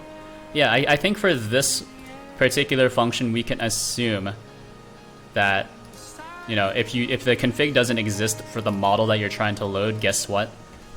This should be the default. Config model is default for model equals true. Yeah, I think that's a safe assumption that we can make. Yeah. So delete this one. And what we're trying to demonstrate is that whenever you create a new config, it will just be set as the default for the model automatically. So assets, VRM models, load this in. Oh baby, look at that. So the preset loads in properly. Boom, it's default for model. Yeah, there we go. Cool. Nice. So the duck, we can load it in. Look at that. Load this in. Ooh, takes a little bit. There we go. So this one, we can assume there are no defaults. There are no defaults, are not defaults. I suppose are not defaults is still proper English, but you know. Now I'm wondering where that function is used, which is to say this one here, load config for model path. I wonder if this is not used at all. Yeah, because otherwise, like, Oh, you know what? Load config for model path. This might be used for... Well, I don't know. How do I...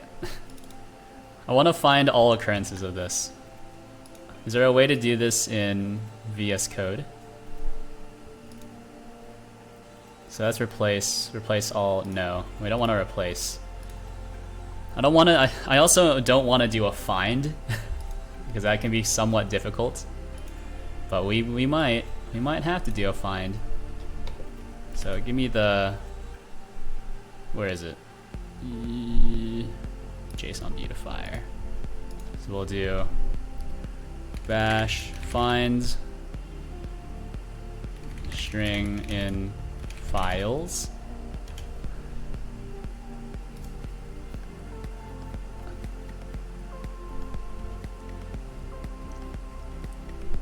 Yeah, grep rnw in directory e pattern. Okay, so we can just grep. So let's grep recursive something word number. I think it's recursive like line number word. So it has to be a full word. Slap that in there. And then we'll do just here. Wait, no, wrong. Recursive line number word. I believe that's what it means. And then we'll slap this part in here. And so let's just wait for the grep to finish. I wonder if there's like a Windows command. Yep, there it is. It's just in utils. Oh, it's only used in one place. Which is there. Load config for, is it preset name for preset for?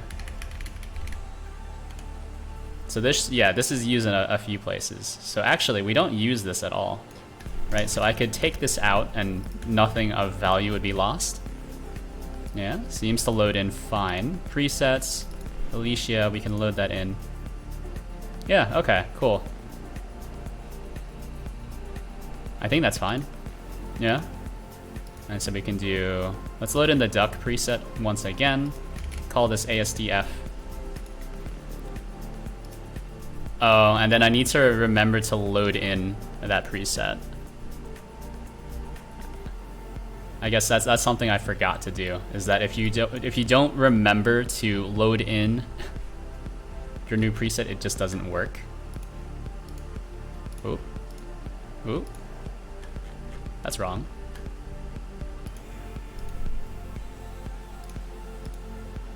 Hey. Wait a minute. Hey. I think something is weird here, so load this in. Load in the previous one. Eh? Wait a minute. Wait a minute, hold on. So features, add a custom prop. We're just going to add another duck, I guess. There's the duck. Load him in. Oop. Oop. Oh no. Oh geez. What? Oh, I don't like that. What happened?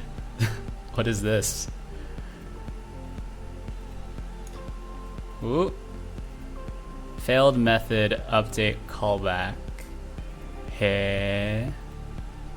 Message queue out of memory. That's fair enough. What happened?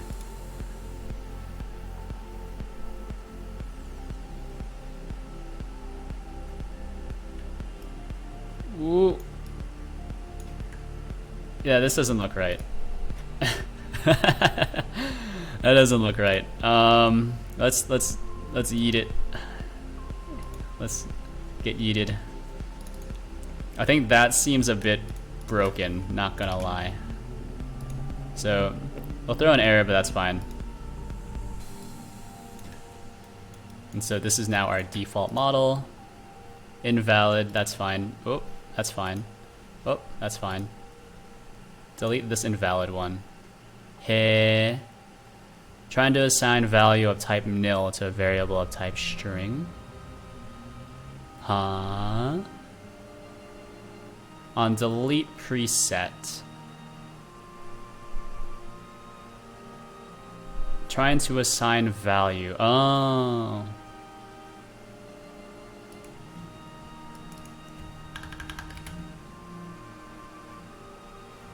I suppose that's fine.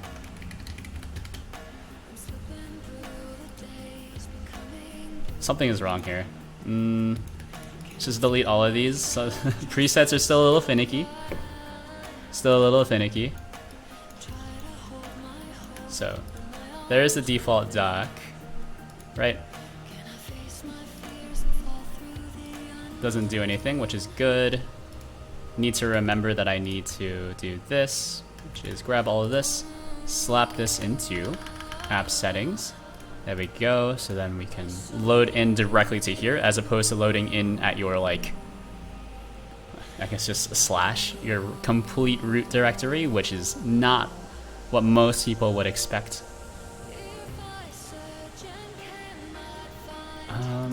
I wonder if there's a way to do... Yeah, I could probably run like a terminal command, right? So based on whether or not you're on Mac or Linux, you know, or not Mac or Linux, Windows or like a Unix-like system, Unix-compatible system, you know, you would hit them with like an echo home, and so that would give me my home here. How do you find your home directory in Windows? Isn't it? It's in PowerShell. You would do like, is it echo still? And it's home. When is it like this? Nope. How do you get your home directory in Windows? Get cmd get home directory.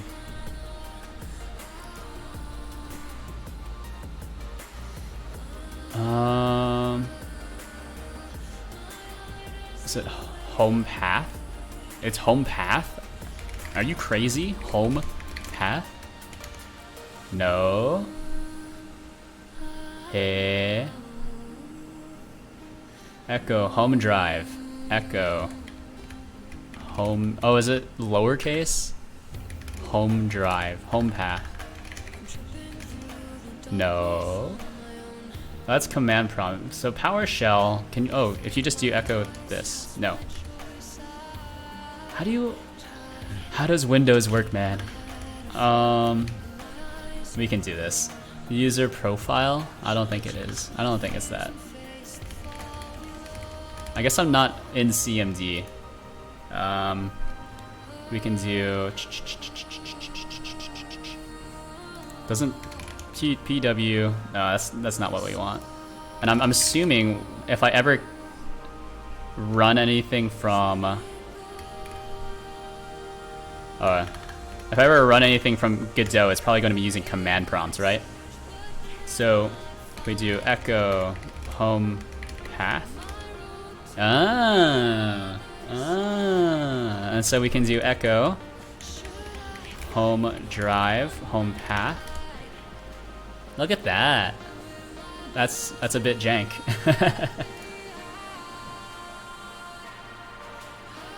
home drive, home path. Okay, cool. Oh no, is it not case? Is it case sensitive? Oh my god, it's not case sensitive. What a garbage terminal. Anyways, I think this is what I can use in order to generate a more or less correct configuration. Also, get rid of that. We'll start it again. ASDF. Save this. Load into this new preset, which is a bit weird. Move this really close. Load this one. Load this one. So that's a little unexpected. It's a little unexpected. It's going back into our JSON beautifier. And we'll need to look at both of these. So this is our default duck. So the transform has changed. And then ASDF. So the transforms are the same for both. That's not right.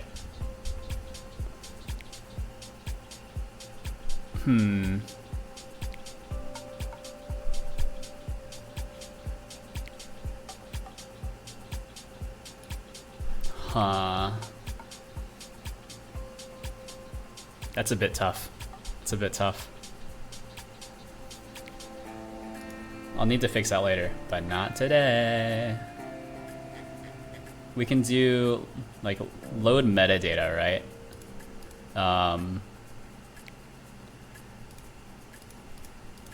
So load metadata. Yeah, so this is if we create a new metadata file, then we'll do this. Metadata file. Wait. Store string metadata config get as JSON. And so load metadata. This function will always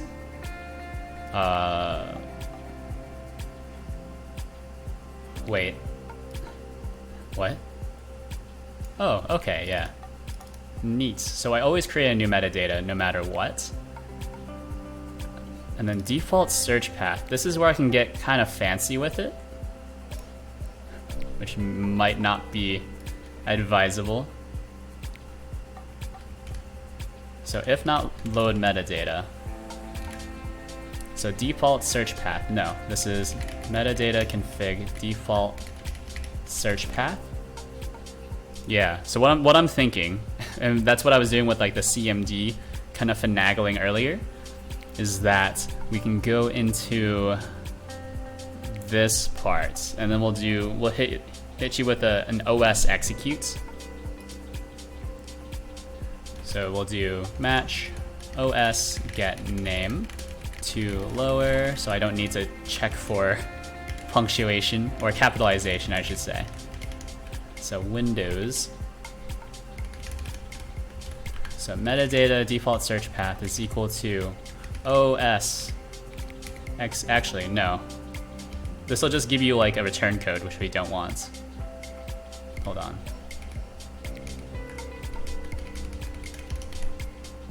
So this will be var output, some sort of empty array, right? And then we'll do OS execute. Ha ha ha. I guess we'll just execute it at the base path. No options. Blocking true. Output. And then read standard error, no. So we'll execute echo. What was it called? It's home drive, home path, right? Otherwise, if you're on OS X or X11, we'll hit you with OS execute.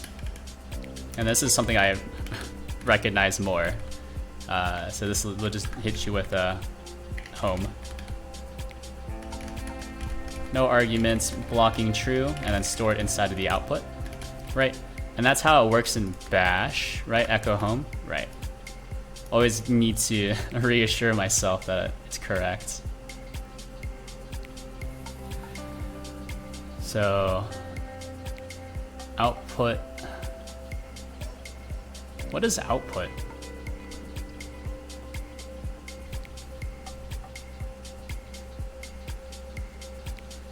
Let's see.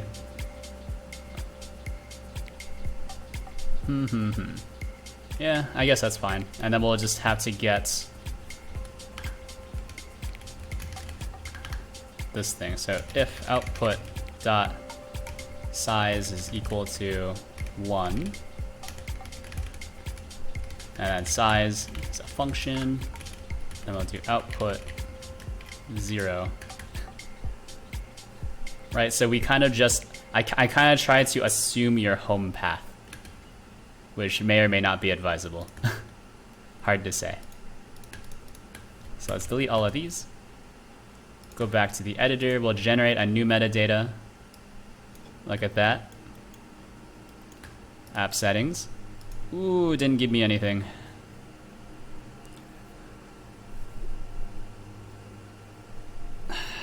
So why didn't it give me anything? Hold on. Delete this.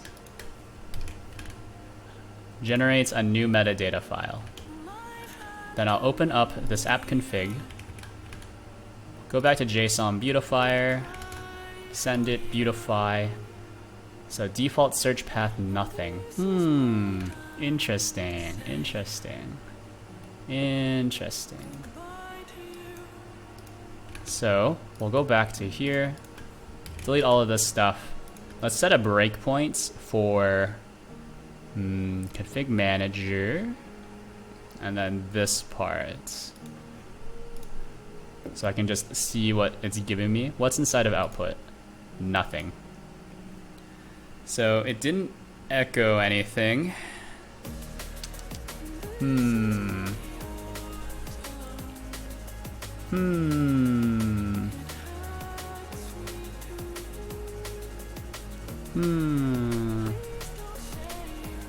There's no value. So that's interesting. That's interesting. So this gets echoed to standard out, does it not? Whenever you echo? OS execute. Executes.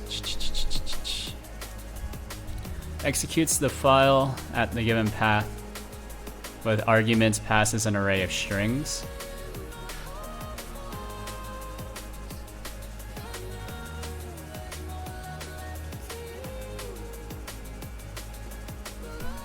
Oh, CMD. Okay.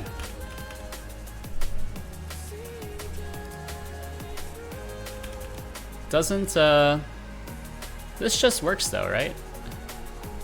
Or no, this executes a thing. Okay, you know what? That might be fair. That might be fair. So let's grab this. We'll slap this into the argument, I guess. And instead of trying to just run that like that, we'll do cmd.exe. I believe this should just work on Linux though, I'm not sure. Yeah, this might be incorrect. I don't know, I need to check. So Godot execute bash command. Alright, so running shell command and capturing the output.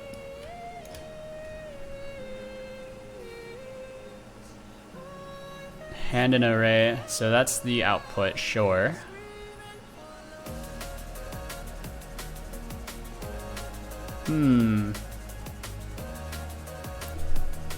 Okay. So I'm pretty sure this stuff does not work.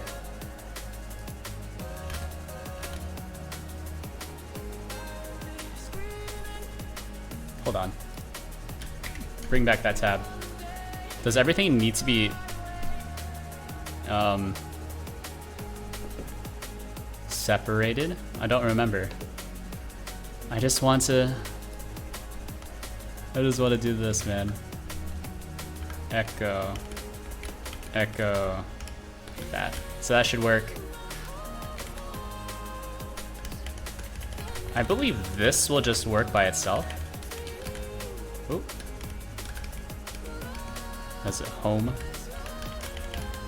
Slap that in here. Alright, so the Linux stuff is a bit more difficult, so we'll do v Python 3. So that should work. Instead of whatever I was trying to do here, this probably didn't work. And then this will be pretty much the same thing. Same arguments, except we were looking for just Python 2, which is present on most people's systems as just regular Python.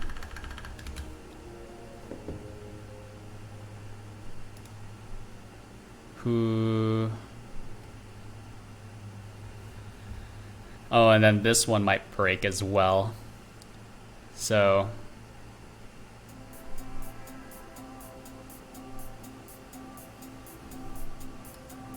Face tracker options.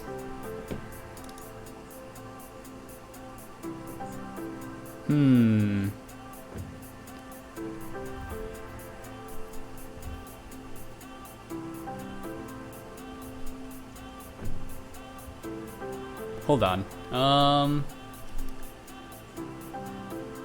Get executable path. I think this is probably fine. Question mark. Yeah. So we take out this part. So only do this since we're already running the face tracker.py. Yeah, I think that should work. Anyways, let's run this again. Ooh. What's going on? What's going on? It's not responding, so that's a good sign. Did it successfully block or what happened? Doon. Boom.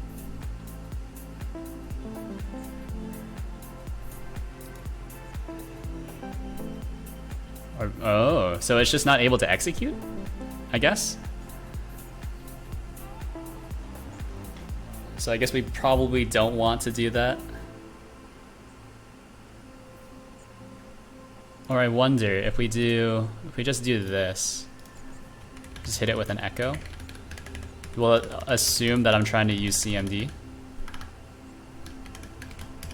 That would be a dream. App settings. Hey, look, it worked.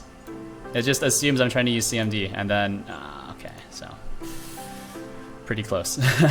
close.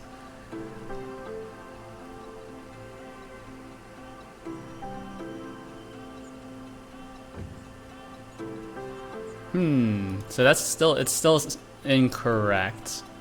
So hold on. Delete everything here.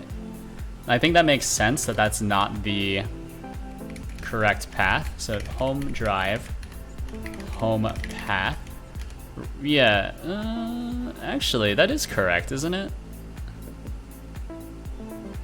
Yeah, isn't it? So users, these, yeah, that should be correct. Because I'm also able to just export that. So we can see here, app settings, users, these, nuts, users, these, yeah. So we can load model, nope, okay. Load model, nope, okay. Is it just not able to see? Does it not have vision? Yeah, that's right. Default search path. I wonder what's going on there. Because that is correct. So we click, right? Maybe I just need to press enter? No. Is it something to do with the string? Is the string just formatted incorrectly?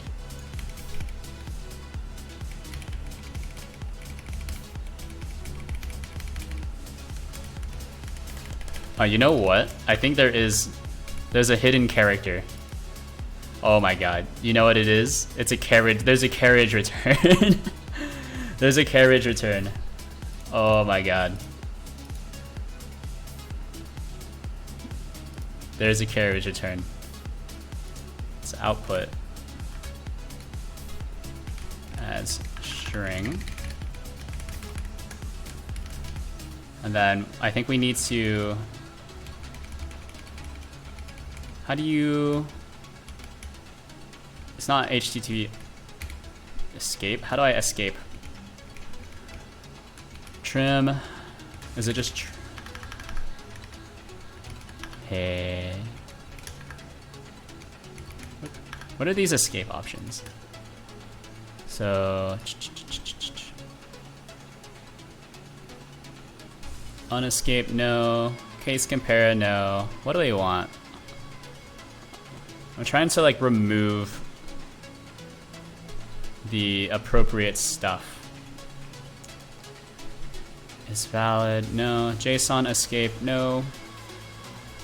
No, no, no. No case compare, no.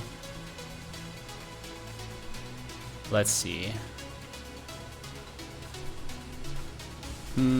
R split, no. Simplify path, split, strip edges. Oh, strip escapes. Ah, there we go. Strip escapes. There we go. So then this should work, right? So there's our search path. Oh. Okay.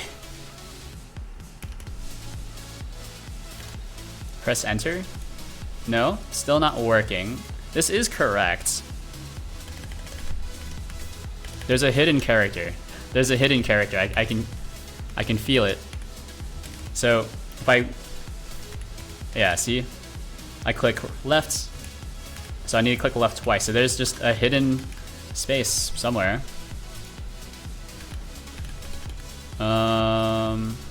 There was another one there's another thing I could do. So strip edges.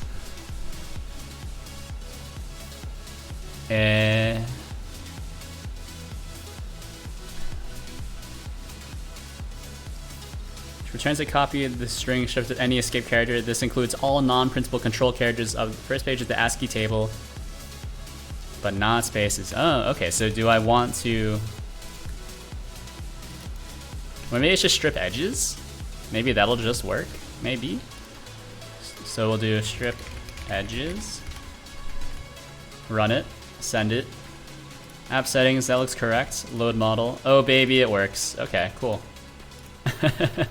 And so in theory, this should also work for Linux as well, since I'm running basically the same thing, except you can see that the Windows output is just horrendous. Okay, cool. What was I doing again? Oh, I need to fix how presets are loaded in. So, or at least how model data is saved. So if we go to, well, before we do that, let's git status, git add all, git commit. Oh, hello, why can't my right ear, why I can't hear? Oh no, you know what? I got a new computer. So I need to change my audio settings. I remember now. Hold on, I know how to fix this. I totally forgot. I was asking when I started this stream, does my audio sound fine? People said yes. I guess people don't listen to audio in stereo. So let's see. Microphone setup. Speech, no. Setting up, no. Set up yours, no.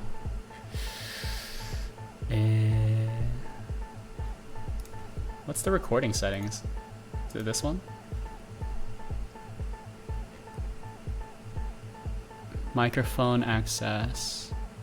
How do I... But yeah, I know how to fix this. I've done this before. I just need to figure out... I need to remember how to do it. Output device, input device. No, we're not using my webcam. Should be this. Manage sound devices. Sound control panel. Recording. Focus right. So it's this one. Properties. I've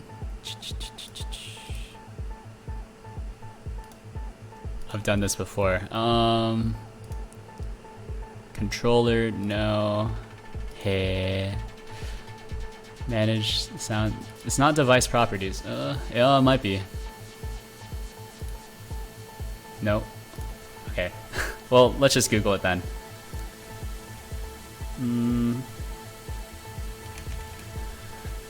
Mic mono input.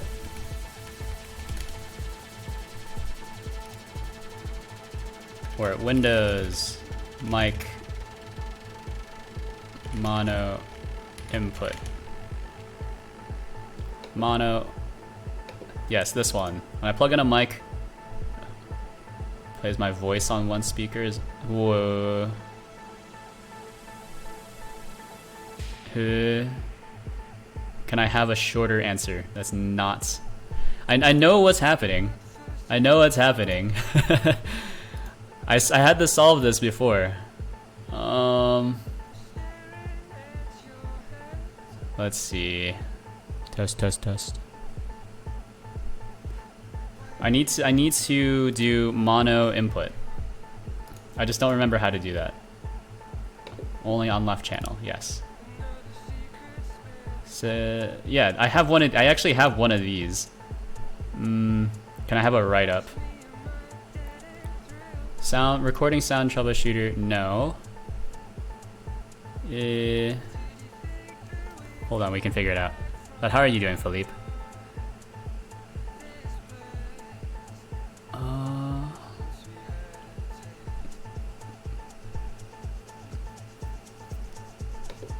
Is it this one? I know how to do this. Let's see. So this is Audacity, and it's doing panning. But I know I'm not panned all the way to the left. It's recording.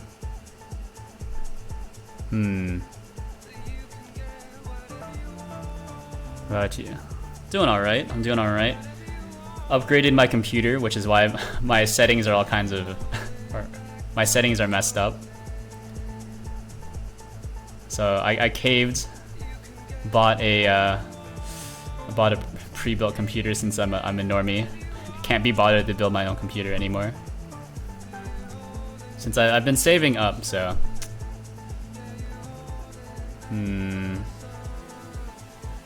See, I don't want to do this. I know how to do this.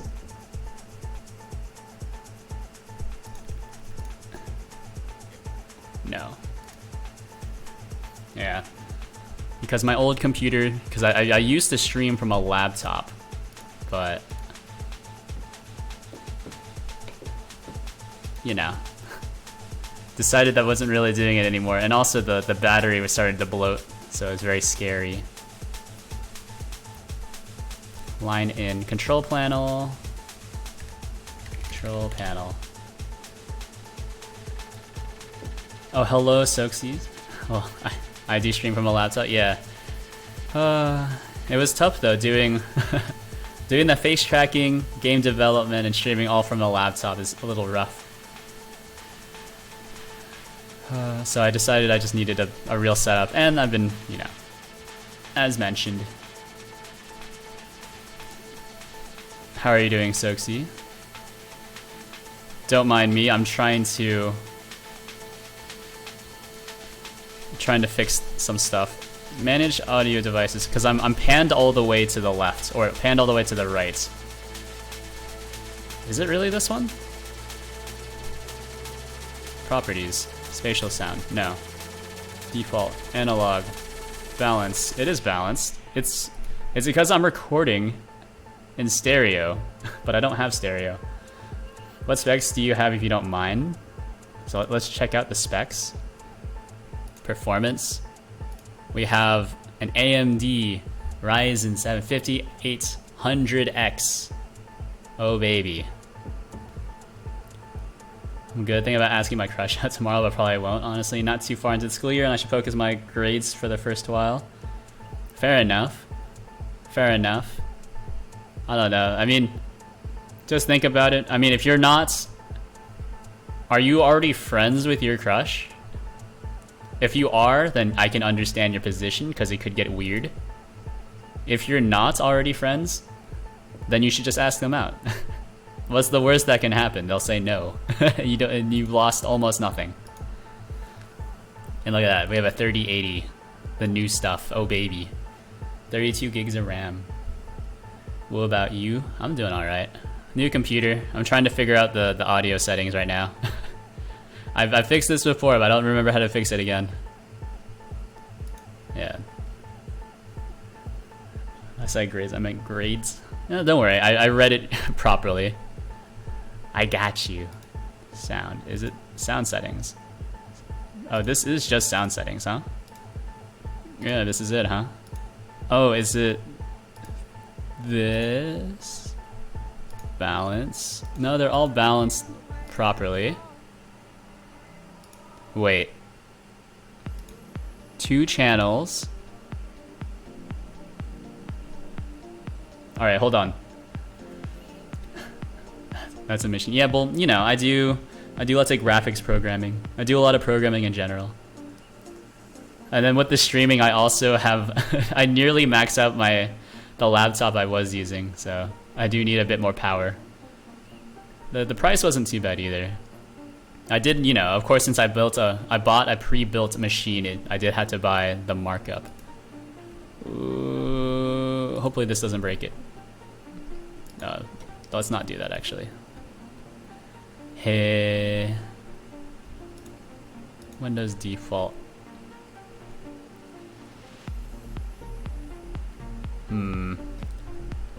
Yeah, I'm sort of friends with her. I mean, we know each other, but you aren't super close. Then you should ask her out, man. Just do it.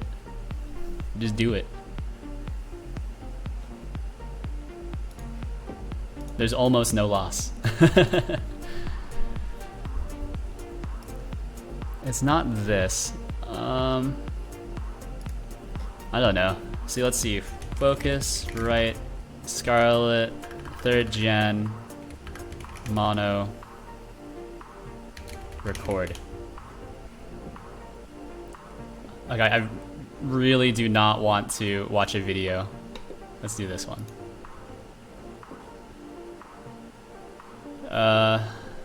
No. Okay, but like anxiety, I can't whisper? I can't with that right now, so like I most likely won't. If I feel good tomorrow, I might. Wait. Are you just going to, wait, you're not going to do it in person? Is that, is that it? No, you should definitely ask someone out in person. Why would you not ask them out in person?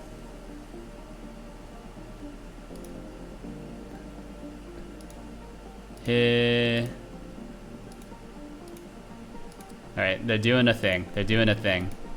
Yes. Oh, okay. So that was the thing I was looking at.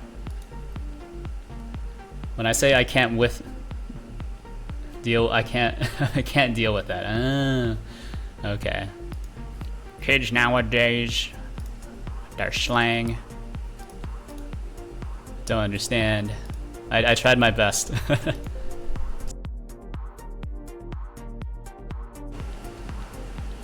Hello, hello. All right.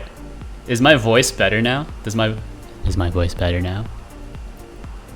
Am I coming across in both channels? How do I test? Yeah. Well, now both my ears can hear you. Oh baby, fixed. All it took was a million tabs to figure out how to fix my audio settings. It's just that easy. A quick 7-step process. I knew there was a way to do it.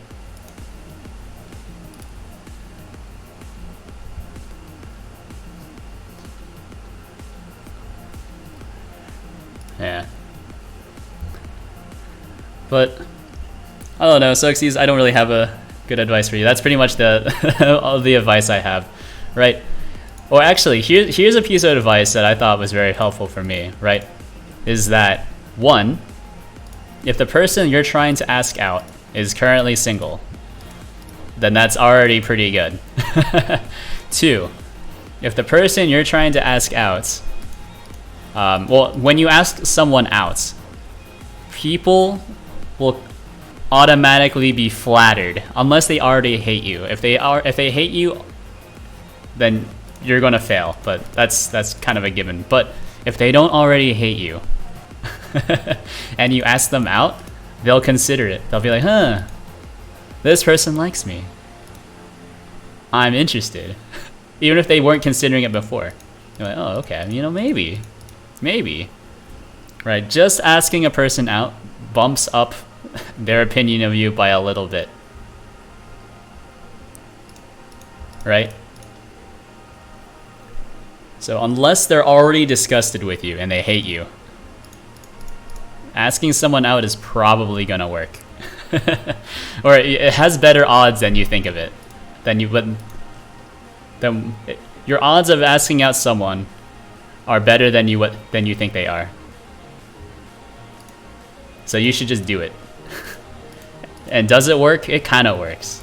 I think I have a roughly, well, this isn't really asking people out. This is like pickup lines, but I have a 3 out of 10 success rate, which is not horrible in my opinion.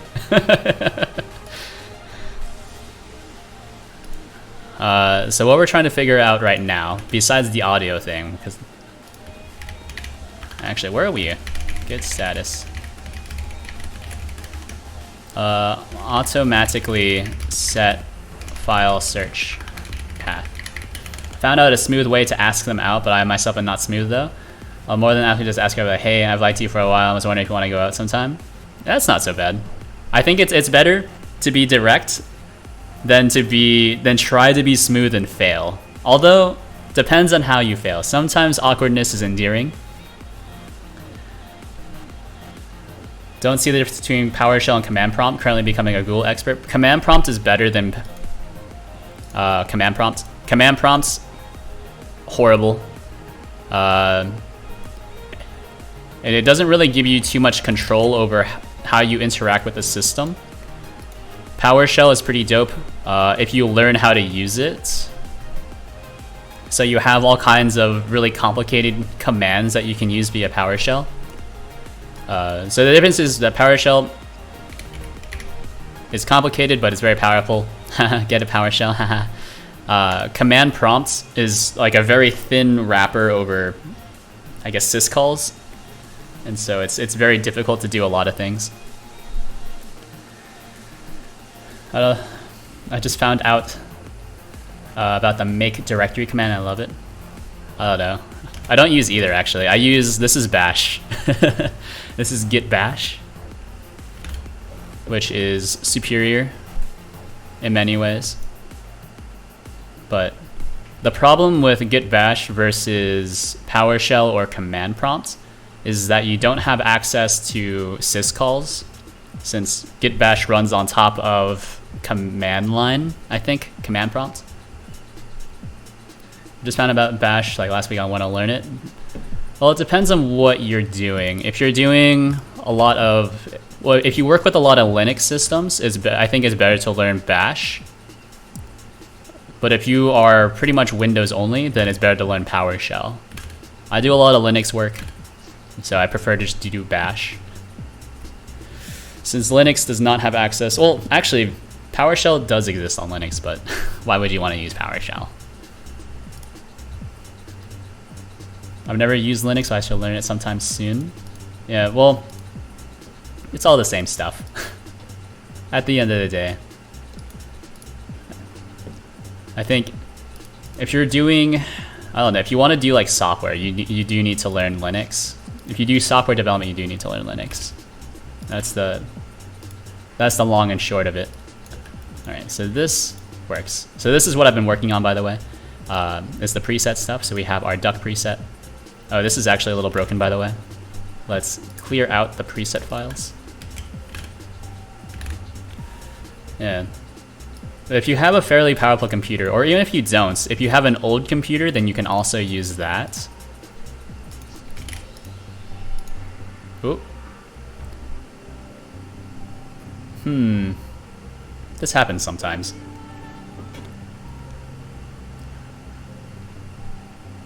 Oh.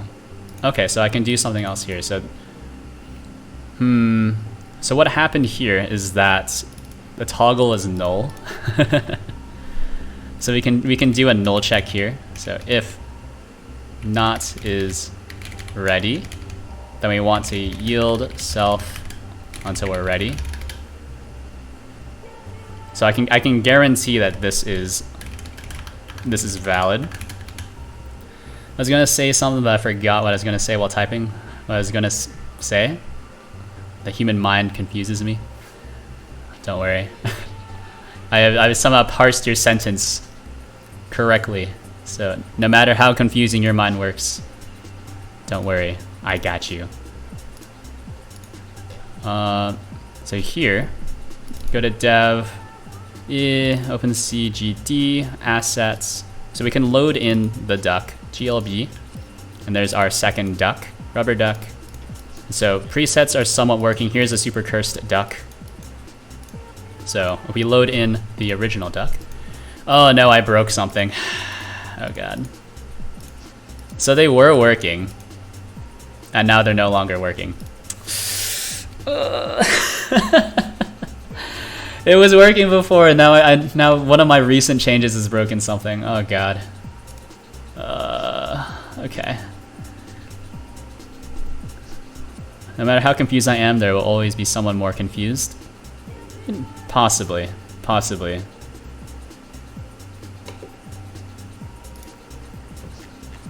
Not sure that's something that you can guarantee. Fix presets. Okay. So I've broken something that I'd fixed previously, but let me see. Is it because I took out this line of code here? Is it because this no longer exists and it's just failing silently?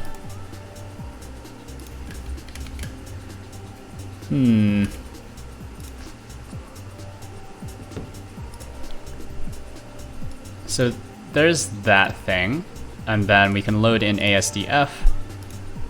We will delete the prop, load in this one. Okay, load in this one. That is so weird.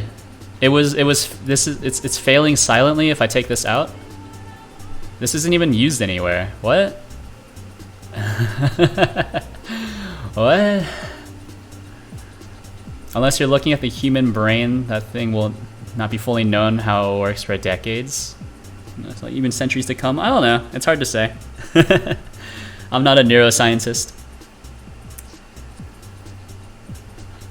I have almost no opinion on that. I do know that they are able to, once they can, you know, scan a brain, they can just make it work, right? Like it's almost like the same thing for machine learning. You know, once you run a machine learning model on something, or you train a machine learning model, you don't know how the model actually works, right? It's up to the machine. Because the machine has kind of figured out some algorithm that corresponds to this training data. So do you need to know how it works in order to, I guess, use it? Not really. All you need to know is that the algorithm works and it produces output that you're expecting. This one I'm not quite sure why this is what this is doing. I can't imagine becoming a neuroscientist or a neurologist. It must be so hard. One of the hardest doctor things. I'm not sure. I don't know. Also, this is weird. Yeah, so it wasn't that. There's some sort of bug whenever you first load in. Whenever you first load in.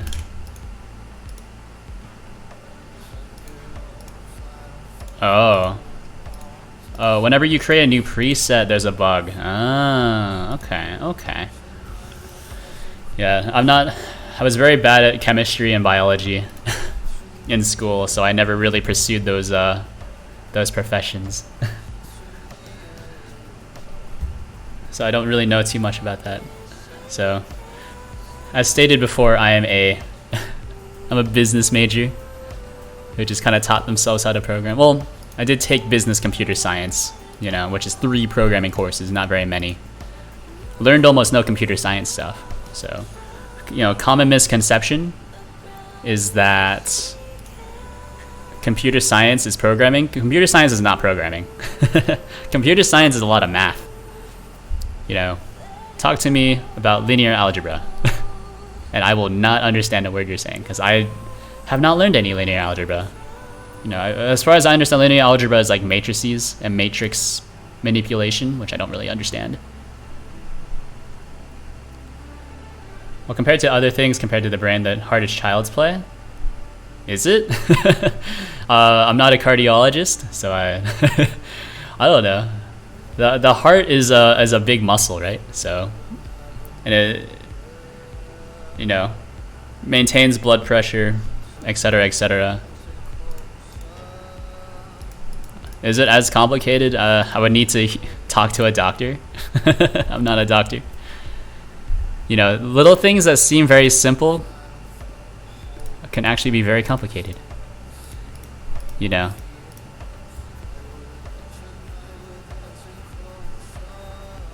You know, I think the less you know about something, the simpler it can seem. Which is why I try to avoid talking too much about things I don't really understand.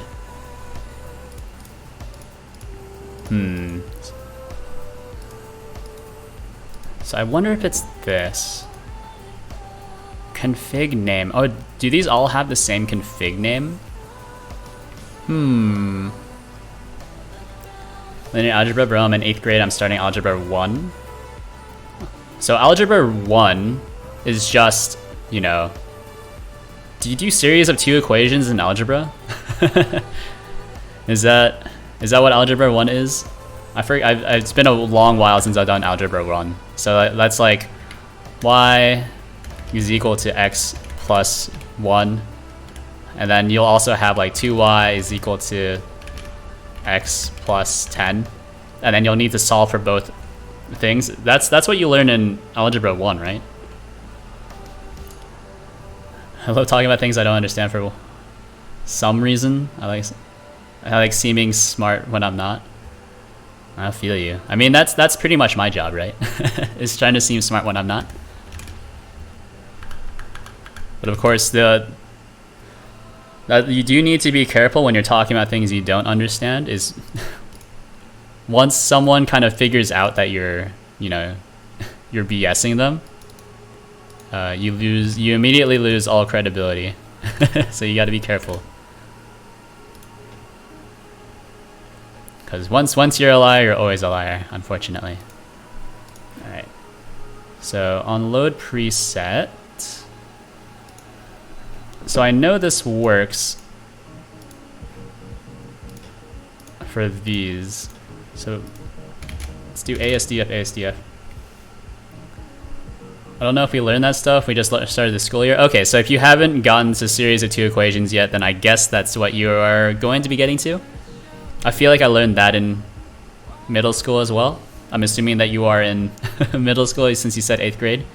Or you live in the UK and you're actually talking about like Form 8s. Which I believe is their UK schooling's on a different thing. I don't know. I don't know too much about UK schooling. All I know is that they call it forms. Yeah, system of 2 equations, that's pretty easy. You just try to condense down the variables. So if you can solve for one variable, then you can plug in the rest, and then it's pretty easy.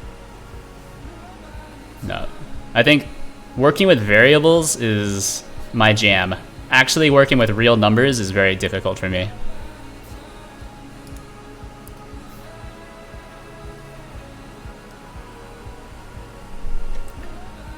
Bro, my PC is lagging so hard, I'm always behind like 5 seconds.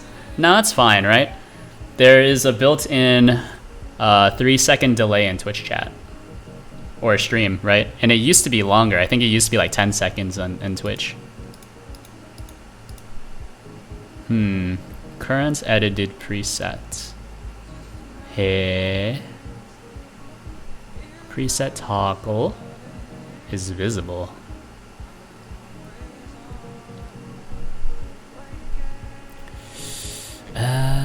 Load config for preset. I don't know, man. I think that the earlier you learn computer science stuff, the more it'll help you in just regular school. Not computer science stuff, but like programming stuff. Because I think programming, it's pretty close to, or it maps pretty well to math. A lot of algebra concepts mapped pretty well to programming, right? Because algebra, programming, they both use variables which kind of stand for other things, and you need to figure out how to push around variables, you know, in both math and programming. That's something I learned pretty late, is that you can just push variables wherever you want as long as you keep it balanced, keep the equation balanced.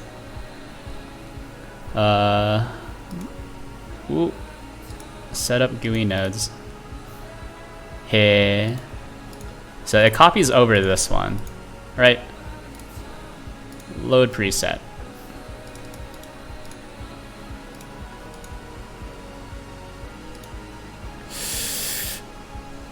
Set up GUI nodes. I like variables, but a lot of the time they seem useless. Like in Python tutorials, you make a string variable like name, and then do print name. I guess it's supposed to help you get a basic understanding of Python, but like make it actually useful at least. Well, that's the. I think if you're doing a really simple tutorial, it's hard to write tutorials, just generically, because it's hard to know how much the reader knows, right? So they have to assume the lowest common denominator, which is basically someone who doesn't understand variables. But no, it's good. Actually, it is fairly good practice to use variables for pretty much everything, and then just do all your initialization. So initialize all your variables at the very top, and then see, like, that's kind of the strategy I've gone with here. So everything is just initialized in these two things. So at the very top of the file, we have all my variables. Then in my ready function, I then initialize every single variable. And then after that, I'm more or less just using variables, because hard coding strings into your program is scary, to say the least. So sometimes, like, you can see here that I have to use strings, but I try to avoid that when I can. Set up GUI nodes. Set up GUI nodes. This will go through every single GUI node. And then it should set up the props. Yeah. I'm a little confused. I'm not gonna lie. Wasn't this not working previously? So we're loaded. Oh.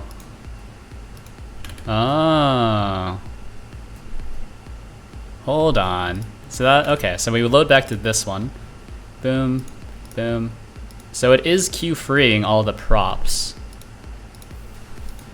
And then current edited preset. So what is my current edited preset? Do we have any props? We shouldn't. But it does just have one there. If you don't know basics with variables, or you've been learning computer science, go finish division.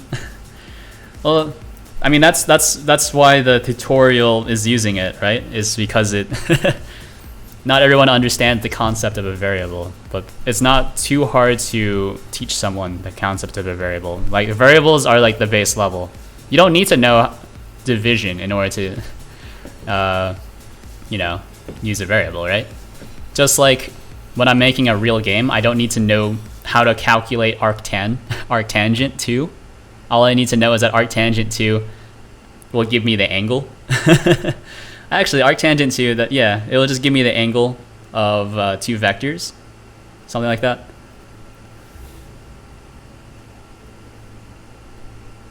Of an x vector and a y vector and an x vector. It'll give me the angle between those two, the modified angle. Now, how exactly does it work? I don't know, and I don't care, right? So, like, you don't need to know math in order to do programming. You need to know math in order to do computer science, but as stated previously, those are two very different things. So send that. So we're inside of this one right now. We can delete this prop. Okay. We'll go into here, look at our, is it GUI handler? Then we have a current edited config. I learned basic algebra in like 2nd grade. Yeah. I think they tried to teach me basic algebra. I think I was in like whatever the accelerated class was, but I'm very bad at math. I'm very, very bad at math. No, I was much better at reading. Okay, so instanced props is not being updated. So that's the reason why. And then this one, which config file is this? This is ASDF. Okay. Delete prop. Current prop data. Current model config. Wait a minute.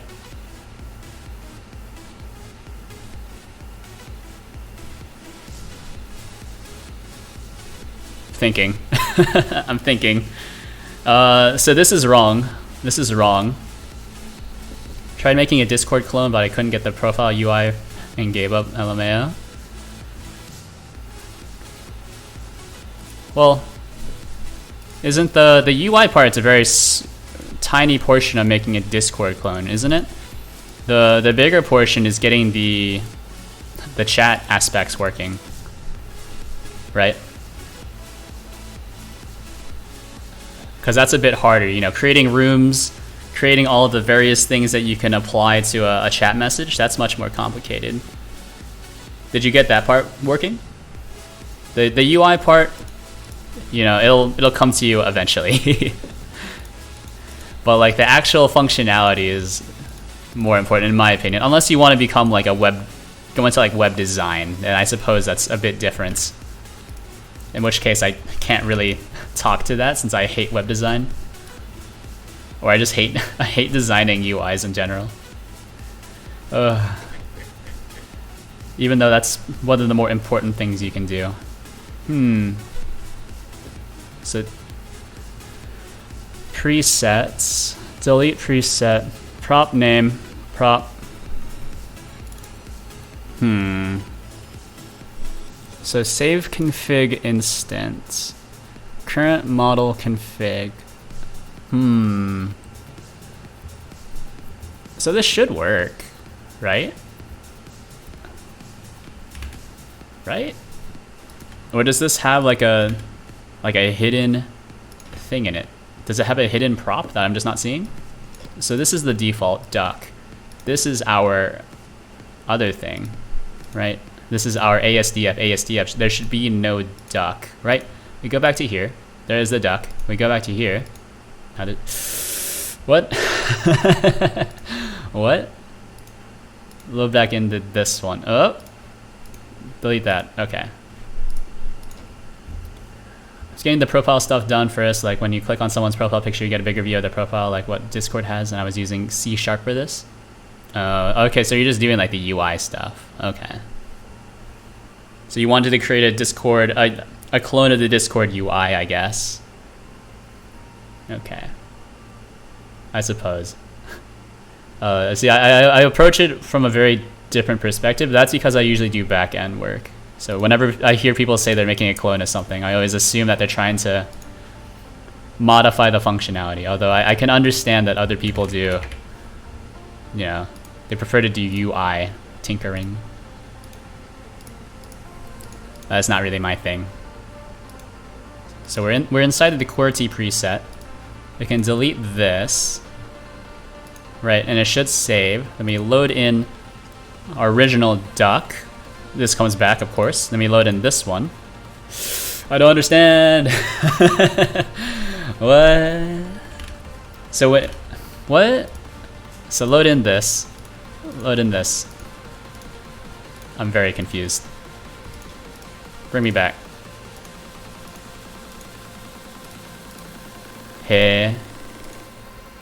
So does it not actually delete the preset? Yeah, and also now that I'm thinking about what you're saying, Soxy, how are you using? You were using like ASP.NET in order to do your. Like, how are you doing your UI then? Are you doing it in Unity? Is that the? Is that what you were doing? Is you're using Unity for your UI? I don't really understand. So when you say like Discord clone and we're talking about the GUI, I always think of like their web UI. And so that would be a lot of JavaScript and finagling. A lot of JavaScript and C#, or not C#, CSS. Suppose some HTML elements if you're using like React or something. Don't know. I think if I was trying to clone their UI, I would use React, but that's just my default. Now, if you're doing it in C#, I'm interested. Were you doing it in Unity, when you're using Unity's UI tooling?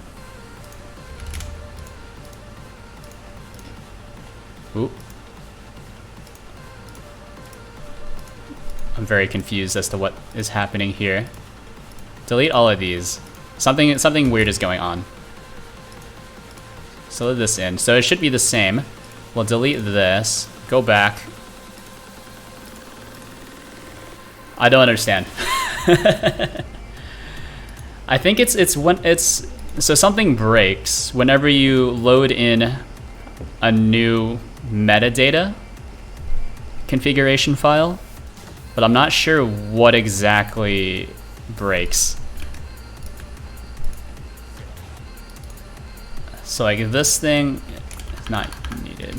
Has loaded metadata. We can get rid of that. Not useful. I wonder, so if whenever we create new metadata, are we not...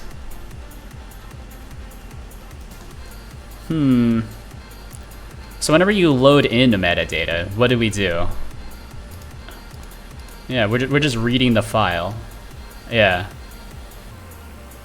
And otherwise, if it doesn't exist, I try to generate some sensible defaults for your metadata file.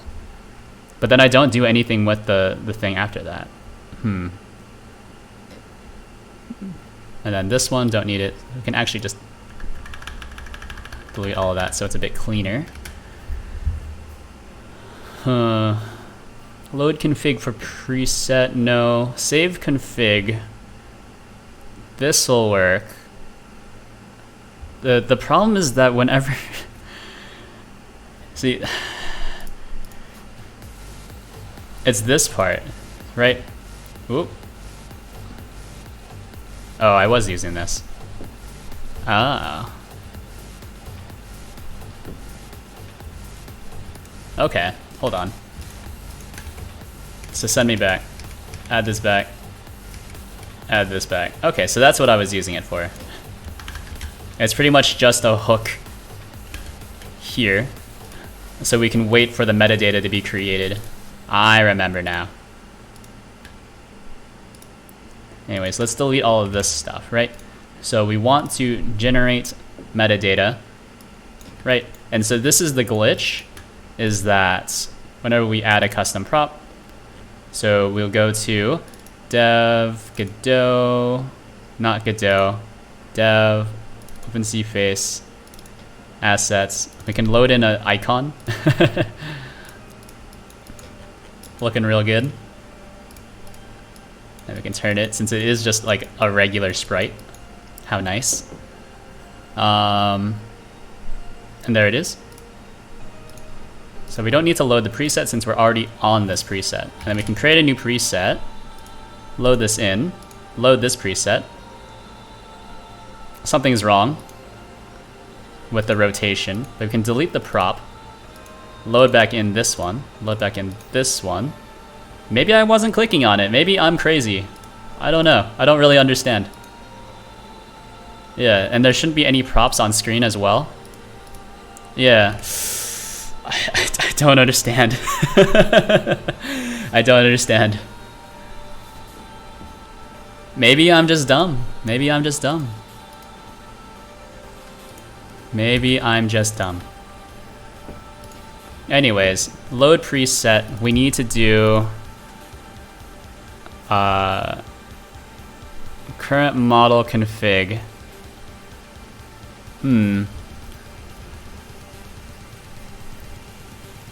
current edited preset.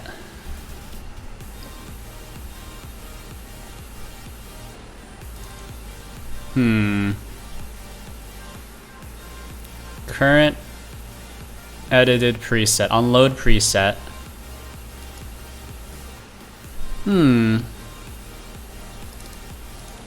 So it should be setting your current edited preset.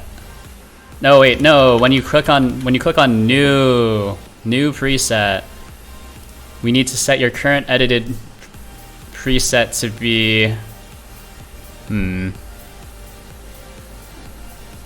well, config data. I'm thinking on new preset. So we need to, what we want to do is switch to your new preset whenever you create a new one. So save config.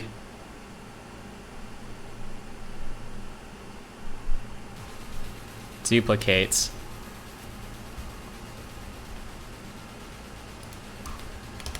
And then we'll do, we can just do this, at manager, cm current model config is equal to cd.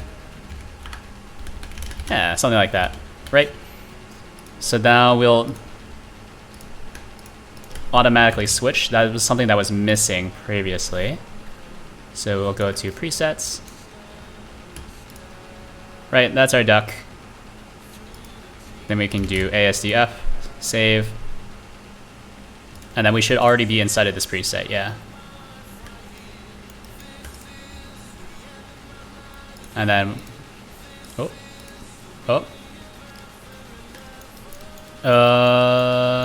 so transforms are still broken. That's good to know. See, that loaded in fine.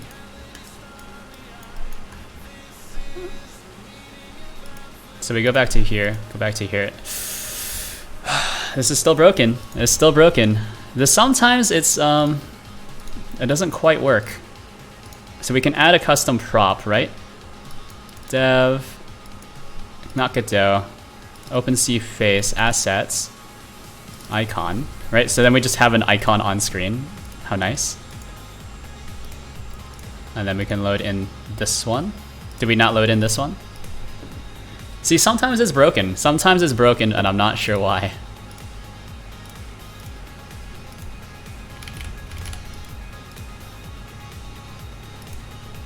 Or I wonder if it's waiting for the... If it's waiting for the debounce. Yeah, so we load that in. Load this in. I don't even know which preset we're on anymore. So that's wrong. I don't know. I had this working before, but now we're no longer loading in things properly. So it does basic model. Yeah, so on ready, we connect all of these here. Yeah, and then these all update themselves based off the signal broadcast values. I don't know. We'll have to figure that out later, I guess. I have re-broken some of the presets. And I'm looking at my commit, my other screen. Yeah.